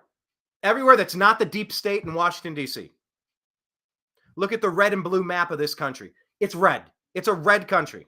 And you got some blue states and you got some dark blue states. That's it. A couple of speckled, you know what I'm saying? Specks of color, specks of blue, but it's a red country. Where is the anti-Hamas government of Palestine that's negotiating a peace deal? Where the hell are the hostages? Why aren't the hostages front page news every single day? True or false? There are American hostages being held by Hamas. Why is that not front page news every day? Flashing on the screen. It's been 186 days since Americans held hostage. Biden does nothing. Biden does nothing. It's because the media will do this and flash at you as much as they want if you're going along with their plan. 51 former intelligence officials from the CIA are saying that the Hunter Biden laptop bears all the classic landmarks and hallmarks of Russian misinformation and disinformation. All a lie. All election interference to rig the 2020 election against President Trump. 51 intelligence officials lied. Not accidentally. They didn't make a mistake. They didn't read the data wrong. They fucking flat out lied to get Biden elected so that we could get into a war, so that we could get into another war, so we could leave our damn border open. It's maddening. It's mind-boggling. It's ludicrous. Thomas continues here. Poland will not allow Russia to capture it again. Yeah, I just don't seem to have any indication that that's the plan. I haven't watched a translated clip of Putin saying that that's the plan. What does Putin want with Poland? That's such a far step. Now, okay, let's play devil's advocate time to the people that said, I'm not only wrong, I'm aggressively wrong, and that's the worst kind. Maybe you're going to see that Ukraine was all about a power grab for oil and energy supplies, gas, oil. Well, I mean, precious minerals, precious metals at this point, who knows? In Ukraine and Burisma. And it was all part of a plan to keep Russia from taking all of that so that the U.S. could steal it. They could team up with Ukraine and then pay off our $36 trillion of debt. Ta-da! Number one, that wouldn't make us the good guys. I mean, wouldn't that make us the bad guys? Isn't this what we do all over the place, which is why people hate us? Now, in Israel, maybe they're going to wipe out all of the Gaza Strip. And it seems like that's the plan. They've been hit too many times and they've had enough. You know what this is? This is the little Christmas story. It's Christmas story. It's Ralphie getting hit with the snowball. What? You gonna cry? Cry for me. Cry. And Ralphie bubbles up with rage. And he goes bonkers in what we've now dubbed to be the Scott Farkas affair. Fun fact, there's a bar that my band used to play, my band Twist of Nothing. We used to play at a bar called Easy Street Cafe in Bowling Green. And there is a sticker on the back landing of the upstairs fire escape that we'd use to load in and load out equipment. And there was a band that seems to be called the Scott Farkas Affair. I saw that and laughed, so I'm sharing the story with you now. Is Israel going to wipe that whole place off, push everybody into Egypt? There you go. Iran was the one who was funded by Biden. Iran was the one that funded Hamas to launch these attacks. So will Iran have to give up an equivalent patch of land so that the Palestinians can be relocated and that land will be claimed as reparations? I mean, this is a war. Then in the aftermath, will the Israeli government and Netanyahu, will they then take over, what is it, the Suez Canal right there? Hope I'm not confusing canals. Or there's another canal that can be built that could be 2 or 3 times as wide. And that all of this, they allowed themselves to get attacked so that they could respond heavy-handed and wipe the whole place out in a genocide so that they could just build a better port and make more money. I don't know. I mean, it's not lost on me that however many number of Saudis attacked the United States allegedly on 9/11 in 2001. And so we went and bombed, checks notes, Iraq, Afghanistan. What? But we left Saudi Arabia alone. I'm not completely daft. I do understand three-dimensional chess. I'm not just speaking from a checker's perspective. I'm just saying, Chris Rock, Chris Rock had that thing about O.J. Simpson, O.J. who just passed away. He's like, now I'm not saying it's okay, but I understand. I'm not saying what's happening is okay. It's a war, and war is hell, so you should probably try to avoid war. But I understand wanting to wipe the people out that just blew up at my music venue, the ones that keep fighting me every couple of years and will not stop. Yeah, eventually, you've had enough. I'm not saying it's okay. I'm saying I understand. I got no dog in the fight. I got a dog in the race or horse in the race. I don't care. Thomas says the zone of personal space varies by culture. I mean, yeah. But I think fine. I mean, I understand if you're in India and you have people everywhere. But in self-defense, they say if you're 10 feet away, you can gain 10 feet in a second and a half or something. Like a weapon can be deployed against you. So if somebody's ever within arm reach of you, gets in your face, like you're way too close. There's obviously the stand your ground, and then there's the castle doctrine. There's, I don't know, there's some areas of the law in some backward states that say you need to retreat.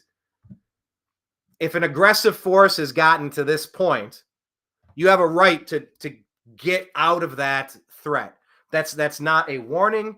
That is an imminent threat of danger. I'm not touching you. I'm not touching you. I'm not touching you. I'm not touching you. And in a way, isn't this very eerily reminiscent of what's happening in Ukraine, Russia, where NATO, where the weapons, the forces are being moved closer and closer and closer and closer and closer to your border, trying to make Ukraine a NATO state. And NATO is, kind of just anti-Russia. So how many anti-US groups would you want on the border of the US? When you get that close, you have to defend yourself. Like you've crossed into the personal space zone there. But yeah, I mean, I take your point. It's clever. It's true. What's the Seinfeld episode? The Close Talker. Hi, Jerry. How's it going? The Close Talker. Thomas continues, Poland is part paranoia, i.e. the path of previous Russian invaders, and the desire to restore the Soviet Union.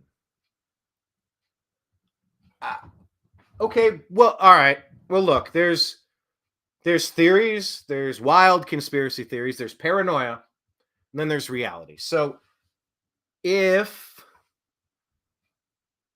we reached a point where Putin pounces on Poland, predictably, Putin pounces on Poland.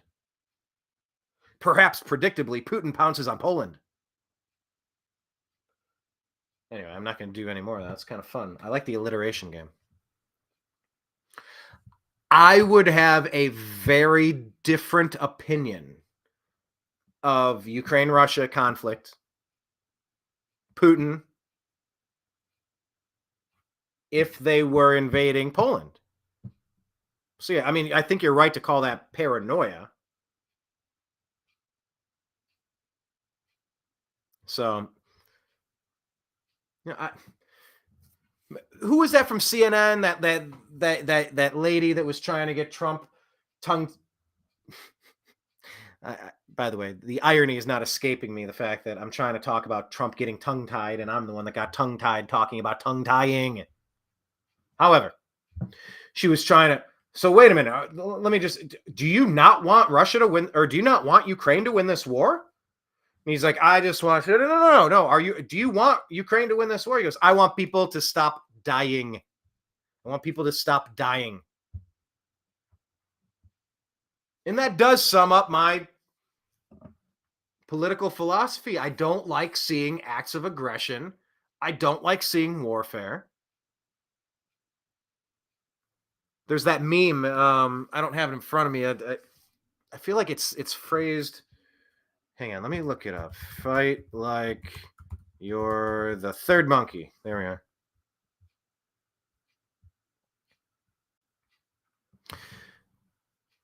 If you're going to fight Fight like you're the third monkey on the ramp to Noah's Ark. And brother, it's starting to rain. And so I think part of the beginning of that is that avoid conflict when you can.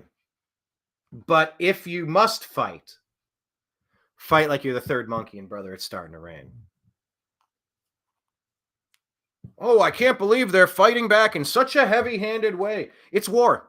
There's 3 people, only 2 may pass. Anything goes. There is nothing off limits. That is why war is so shitty. And why it is so preferable and desirable that we avoid it. But if a war occurs, you go for it. You're not going to sit there and try, oh, I'm sorry. I believe that was a low blow person who broke into my home at 3 a.m. and is trying to harm me and my family. You grab and you twist, you poke, you gouge, you avoid conflict whenever you can. But if you find yourself in a conflict, annihilation.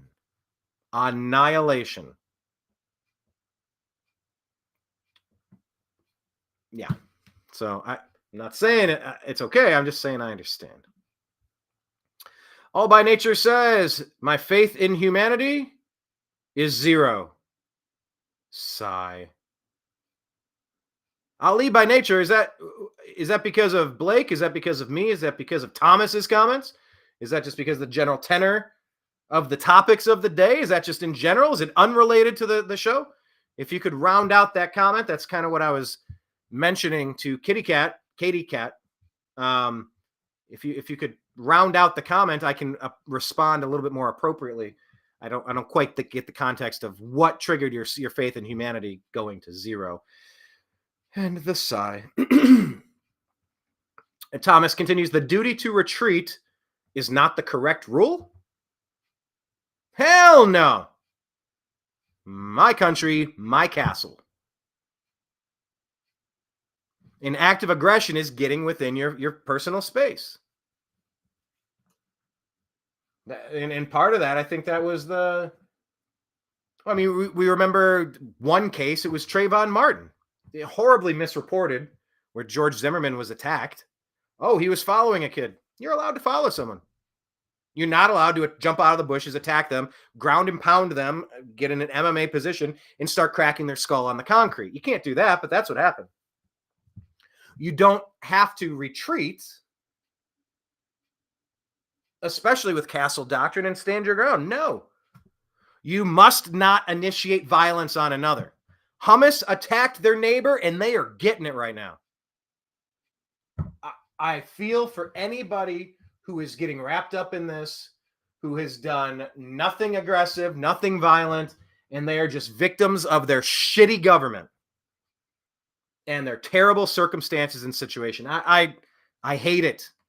My heart goes out to them. But no, there's not a duty to retreat. There's a duty to not attack somebody. And when you attack, you forfeit. Now, I know at some point, once you've stood your ground and once you've protected your castle doctrine, once you've defended your family, your life, your fortune, your home, your car, whatever it is, there is a point where you can't keep chasing after somebody, and I recommend that everybody goes through some self-defense grappling courses, and then people go to, USCCA or NRA, get trained and get familiarized with what the law actually states, because state to state, it's very different. But I was just forwarded a site that says I can get concealed carry permit in 23 states if I fill out some form. I'm like, I'm back and forth between 2 states that aren't crazy. Like, well, I don't need that. I'm in America. We got a Second Amendment. That's my right. It's like some states aren't constitutional carry, but they should be. This is something that the Supreme Court really needs to chime in on. Just like how an Arizona ballot should not be able to let an illegal alien invader cast a vote in a national election, that voids the whole national election, or it voids the Arizona ballot. That's a tainted pool. You cannot count that. You just can't. So, I don't know. In some ways, the circumstances are similar. In other ways, they're not. But duty to retreat? No, I mean, you've got an obligation to not start none if you don't want none. I mean, that's how I've heard it. Don't want none, don't start none. Thomas says the resistance by Ukraine has ended any plans for capturing the countries set free when the SU dissolved. Ukraine resisted, and so now the Soviet Union dissolving, this has ended plans for capturing the countries set free.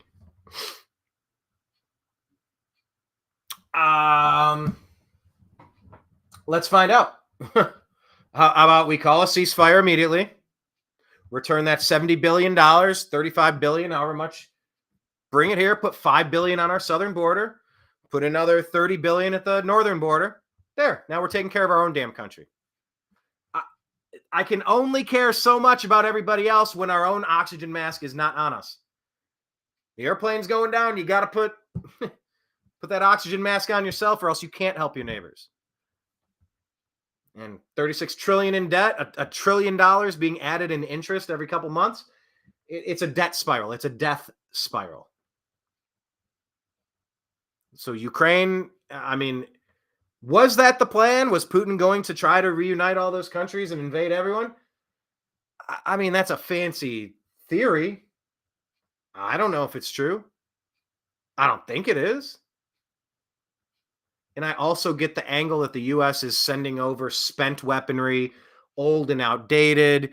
Like they're kind of just blowing off the old fireworks with the short fuses, and we're kind of reproducing some fresh ones. The problem is we're not. There were 2 stockpiles. I forget which type of weaponry were incinerated last week, within the past week or so. The U.S. hasn't restocked in the strategic oil reserves. We're leaving ourselves intentionally weak, and I wonder why.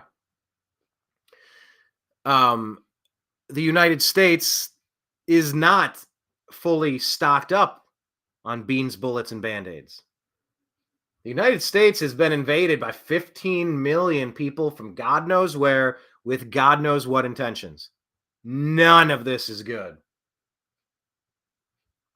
And I think that's what Ali by general is saying here, or Ali by nature. In general is what he was referring to, his faith in humanity being zero. I think the powers that be are doing a shitty job of avoiding conflict, or they're doing an excellent job at creating conflict. And look, I get it. Maybe Bibi Netanyahu is at the center of the cabal, the Mossad, the deep state, the CIA, the just all of the globalist apparatus, the Gulf of Tonkin. What's the other one? Was it Lusitania getting sunk? Or was that the Gulf of Tonkin? No, that was Vietnam. The Titanic going down, 9/11, Pearl Harbor getting bombed. Did we know about these things? Did we instigate or initiate or plan them ourselves so that the reaction could be overwhelming and swift, like the third monkey trying to get up on that ramp? Yes, I look, I get that. But spare me trying to side with Hamas supporters. They're the ones that started this shit. Well, it's not like it was paradise there. Now what are we talking about? Now it's Israel's fault because the leaders of Hamas are shitty leaders and they have a shitty country. And oh no, some call it apartheid state. I don't know, talk to Egypt about getting out that way. Everything is Israel's fault all the time. Maybe all of it is. I mean, how are we supposed to know? But does an 18-year-old fully understand any of this? I get it. When Blake is saying it's not like they know what they're saying, and like we watch that video, they don't even know what they're out there protesting for. Some of them don't. The useful idiots, they do not. But that's a percentage. Oh, there is much more than a 1% chance they want Israel wiped off the face of the map. Wipe them off like the mistake they are is what more than 1% of the Hamas Palestine supporters, protesters, the BLM in a new fancy headgear, same group of professional protesters, the Antifa, Summer of Love. It's just toss a New Jersey on them. Not the state of New Jersey and Chris Christie. Toss another sports jersey on. Aha, now we're the... Yeah, funded by Soros, funded by the DNC. Summer of Love, here we go. Yeah, are the powers that be doing a shitty job of avoiding conflict or a fantastic job of creating it? And I've asked this question. I mean, the New American Media has been doing the Agree to Disagree show for 14 years, going back into Obama, and we would often ask, like, is Obama completely inept, or is he playing for the other team? Is he intentionally trying to destroy this country?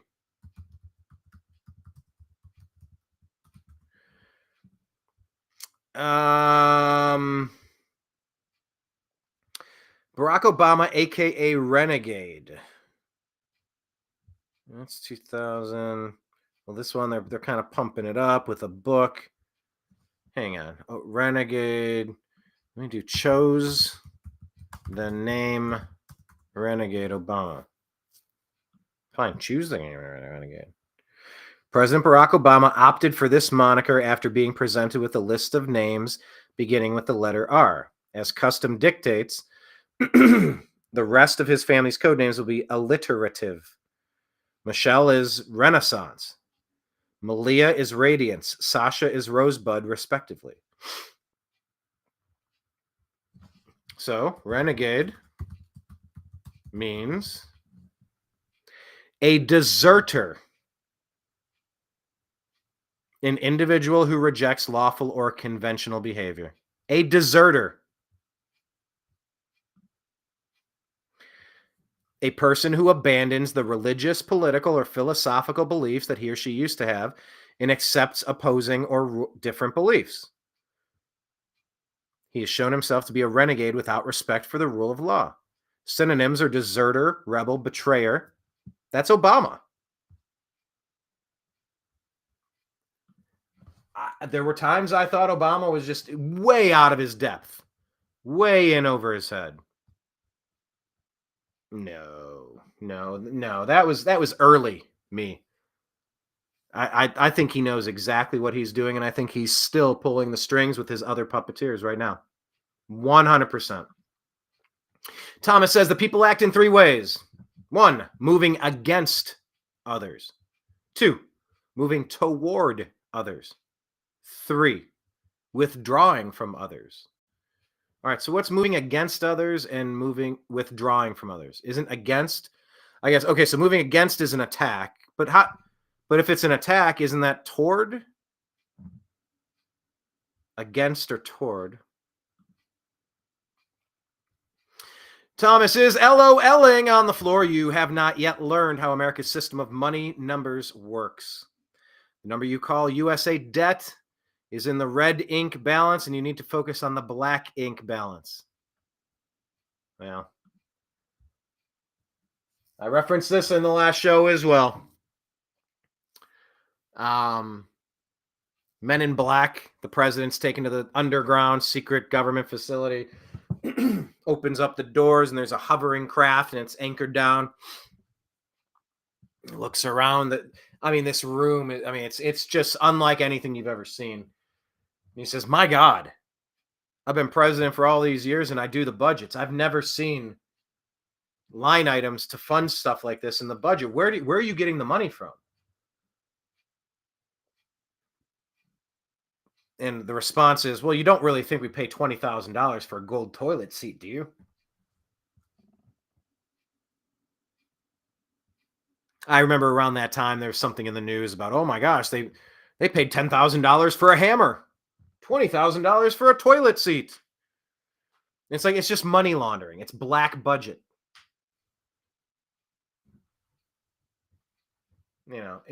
World War III is inevitable. We're fighting extraterrestrial beings. So the 15 million military-aged men who are going to be conscripted into the U.S. fighting services are necessary for the protection of our country and thus the fate of humanity in general. Maybe that's what's going on. I'm not saying it is, but maybe it is. And maybe they can't say that. The frustration is coming from all of the lies and all of the things that make no sense.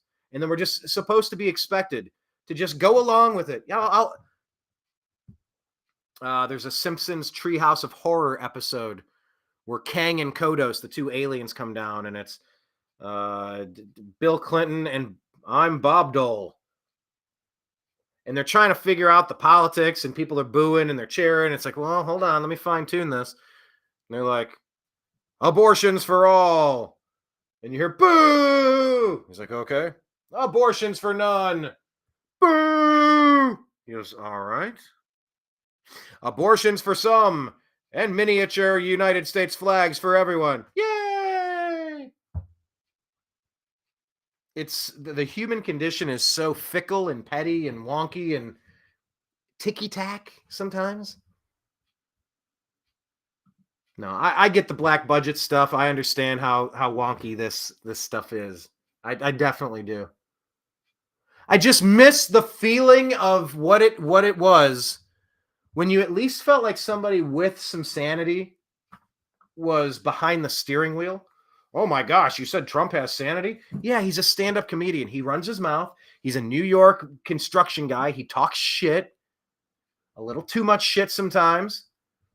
But I never once doubted that he believed in this country, that he protected this country, that he liked this country, that he wanted to run this country like his company, that he wanted this country to win. He wanted the people who lived here to succeed. And all we have from the other side, from the deep state, are lies and frame job attempts. Oh, no, we need to kidnap and kill Trump, is what the deep state says. Oh, really?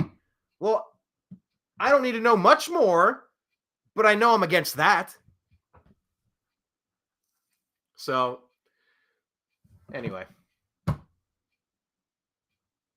thank you for all your comments. I really do appreciate it. This has been the Agree to Disagree show for Thursday, April 25, 2024. Special thanks to Blake Wally. Follow him at TV's Blake Wally and thenextlevelnews.com. Yeah, he takes a fairly consistent stance against Israel, but then he'll say, I'm not against Israel. Okay, we're playing this word game. Tap dance, tiptoe around here. I'm against Zionists. I go, why is that a 4-letter word? Because they believe in supremacy. I say, well, okay, everybody, not to put words in Blake's mouth, go back and check the previous episodes if it's not specifically something we've referenced here. I'm not trying to misrepresent him in any way. I respect his differing opinion. This is called the Agree to Disagree show. We should be allowed to have different opinions and different perspectives, talk about them and not hate each other at the end of it. That's what we believe in. That's what this country's supposed to fucking be about. And yes, sometimes I drop an occasional cuss word in there because that's what freedom of speech is. If you don't stretch the muscle, it will atrophy. But he's fairly consistent against Zionism. Well, they're supremacists. I believe every religion believes they are the chosen religion and they're going to go to heaven and nobody else is. Most of the major religions believe they are the chosen ones. Yeah, but Israel's different. They really believe that they're chosen. Isn't that what religion is? Like, so what? You're not attacking Islam like that. You're not attacking Christianity like that, but always the Jews. By the way, didn't the Jews string up my Christ? It's not like I'm rooting for them. I'm not waving their pennant. I'm not having a lapel pin. I'm not collecting AIPAC money or watching Fox News. I'm just trying to unpack this shit. So we discuss all types of issues and we're allowed to have robust differing opinions, and that's appreciated. Your comments are very well appreciated. And if you like what the New American Media is doing and has been doing for 13, 14 years, I encourage you to do a few things. Number one, if you like us and you would want to buy us a cup of coffee or more, you can go on patreon.com/the New American Media.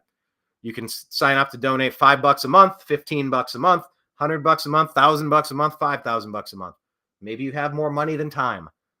But we would love to reinvest in equipment, pay for some of the travel expenditures, the licensing, and just all the general business expenditures that go into having a website and running this. If you like us, go to patreon.com/the New American Media. Our homepage is thenewamericanmedia.com. Rebuilding that, posting new content in there. If everything goes dark, go to thenewamericanmedia.com because that's the only place we truly control and run, at least for the time being. We're on Truth Social, and we need more followers there. So if you're on Truth, please take a quick second, go to thenewamericanmedia.com and follow us on Truth Social. We post our shows there as well. On Spotify, sign up for our podcast. I think you can get it on iTunes. I'm not sure how it works really because I'm not a podcast guy. But we are on Spotify at least. You can subscribe to the Agree to Disagree show and the Unhappy Hour Sports show. That is a secondary show that we do there. And we do intend to have some fresh content rolling through shortly on that sports show, the Unhappy Hour. Rumble is the big backup to YouTube, so please find us on Rumble. We're the New American Media, and the backup to Rumble is Odyssey, Odyssee. It makes a carbon copy backup of everything we've done. Should YouTube remove our videos, they've taken down an interview with Lou Diamond Phillips. They took down our interview with Dylan McDermott. They've shadow banned our interview with John McAfee. They've shadow banned our interview with Larry Elder. They just took down one of our Agree to Disagree episodes from about 6 months ago.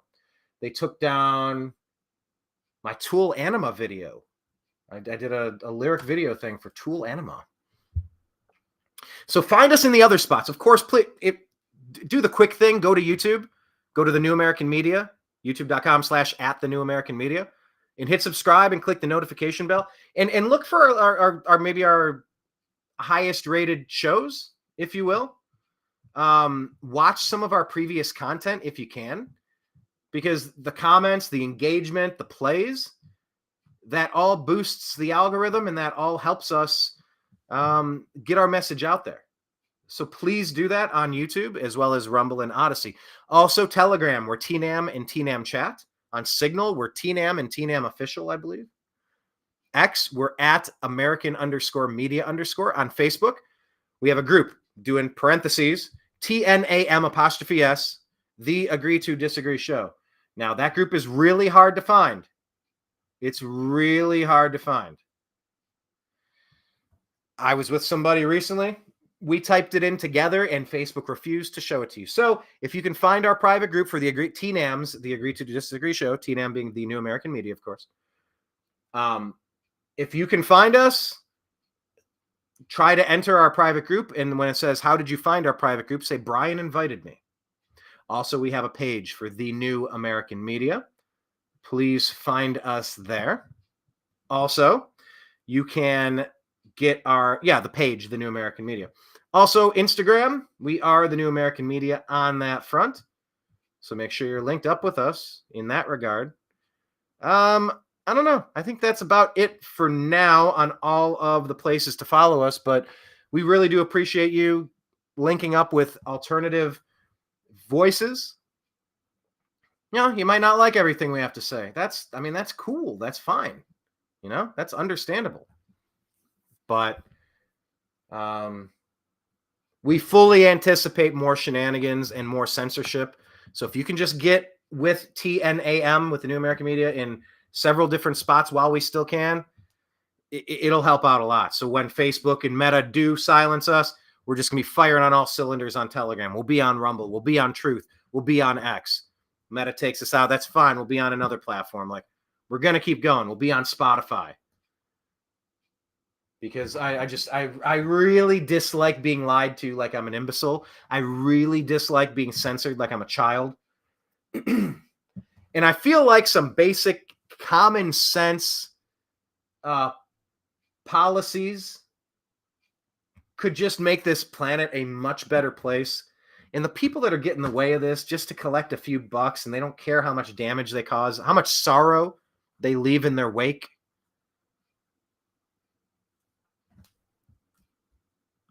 You know, we pledge eternal hostility. For I have sworn upon the altar of God eternal hostility against every form of tyranny over the mind of man.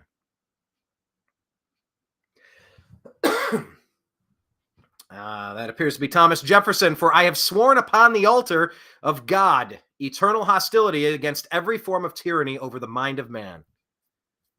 So if you pledge eternal hostility against lies and the lying liars who lie about them, thank you so much for finding the New American Media. And we hope to communicate with you moving forward for a long time. All right. Thank you so much. Appreciate you. Love you. We'll be back again on Tuesday, if not sooner. I'm going to try to start doing some more shows. So if you get the notification bell, hey, maybe we'll pop up again. Maybe I'll have some guests. Maybe I'll have Blake. Maybe I'll have somebody else. Maybe I'll be solo. I don't know. But keep your eyes peeled for the New American Media, because the old American media has failed.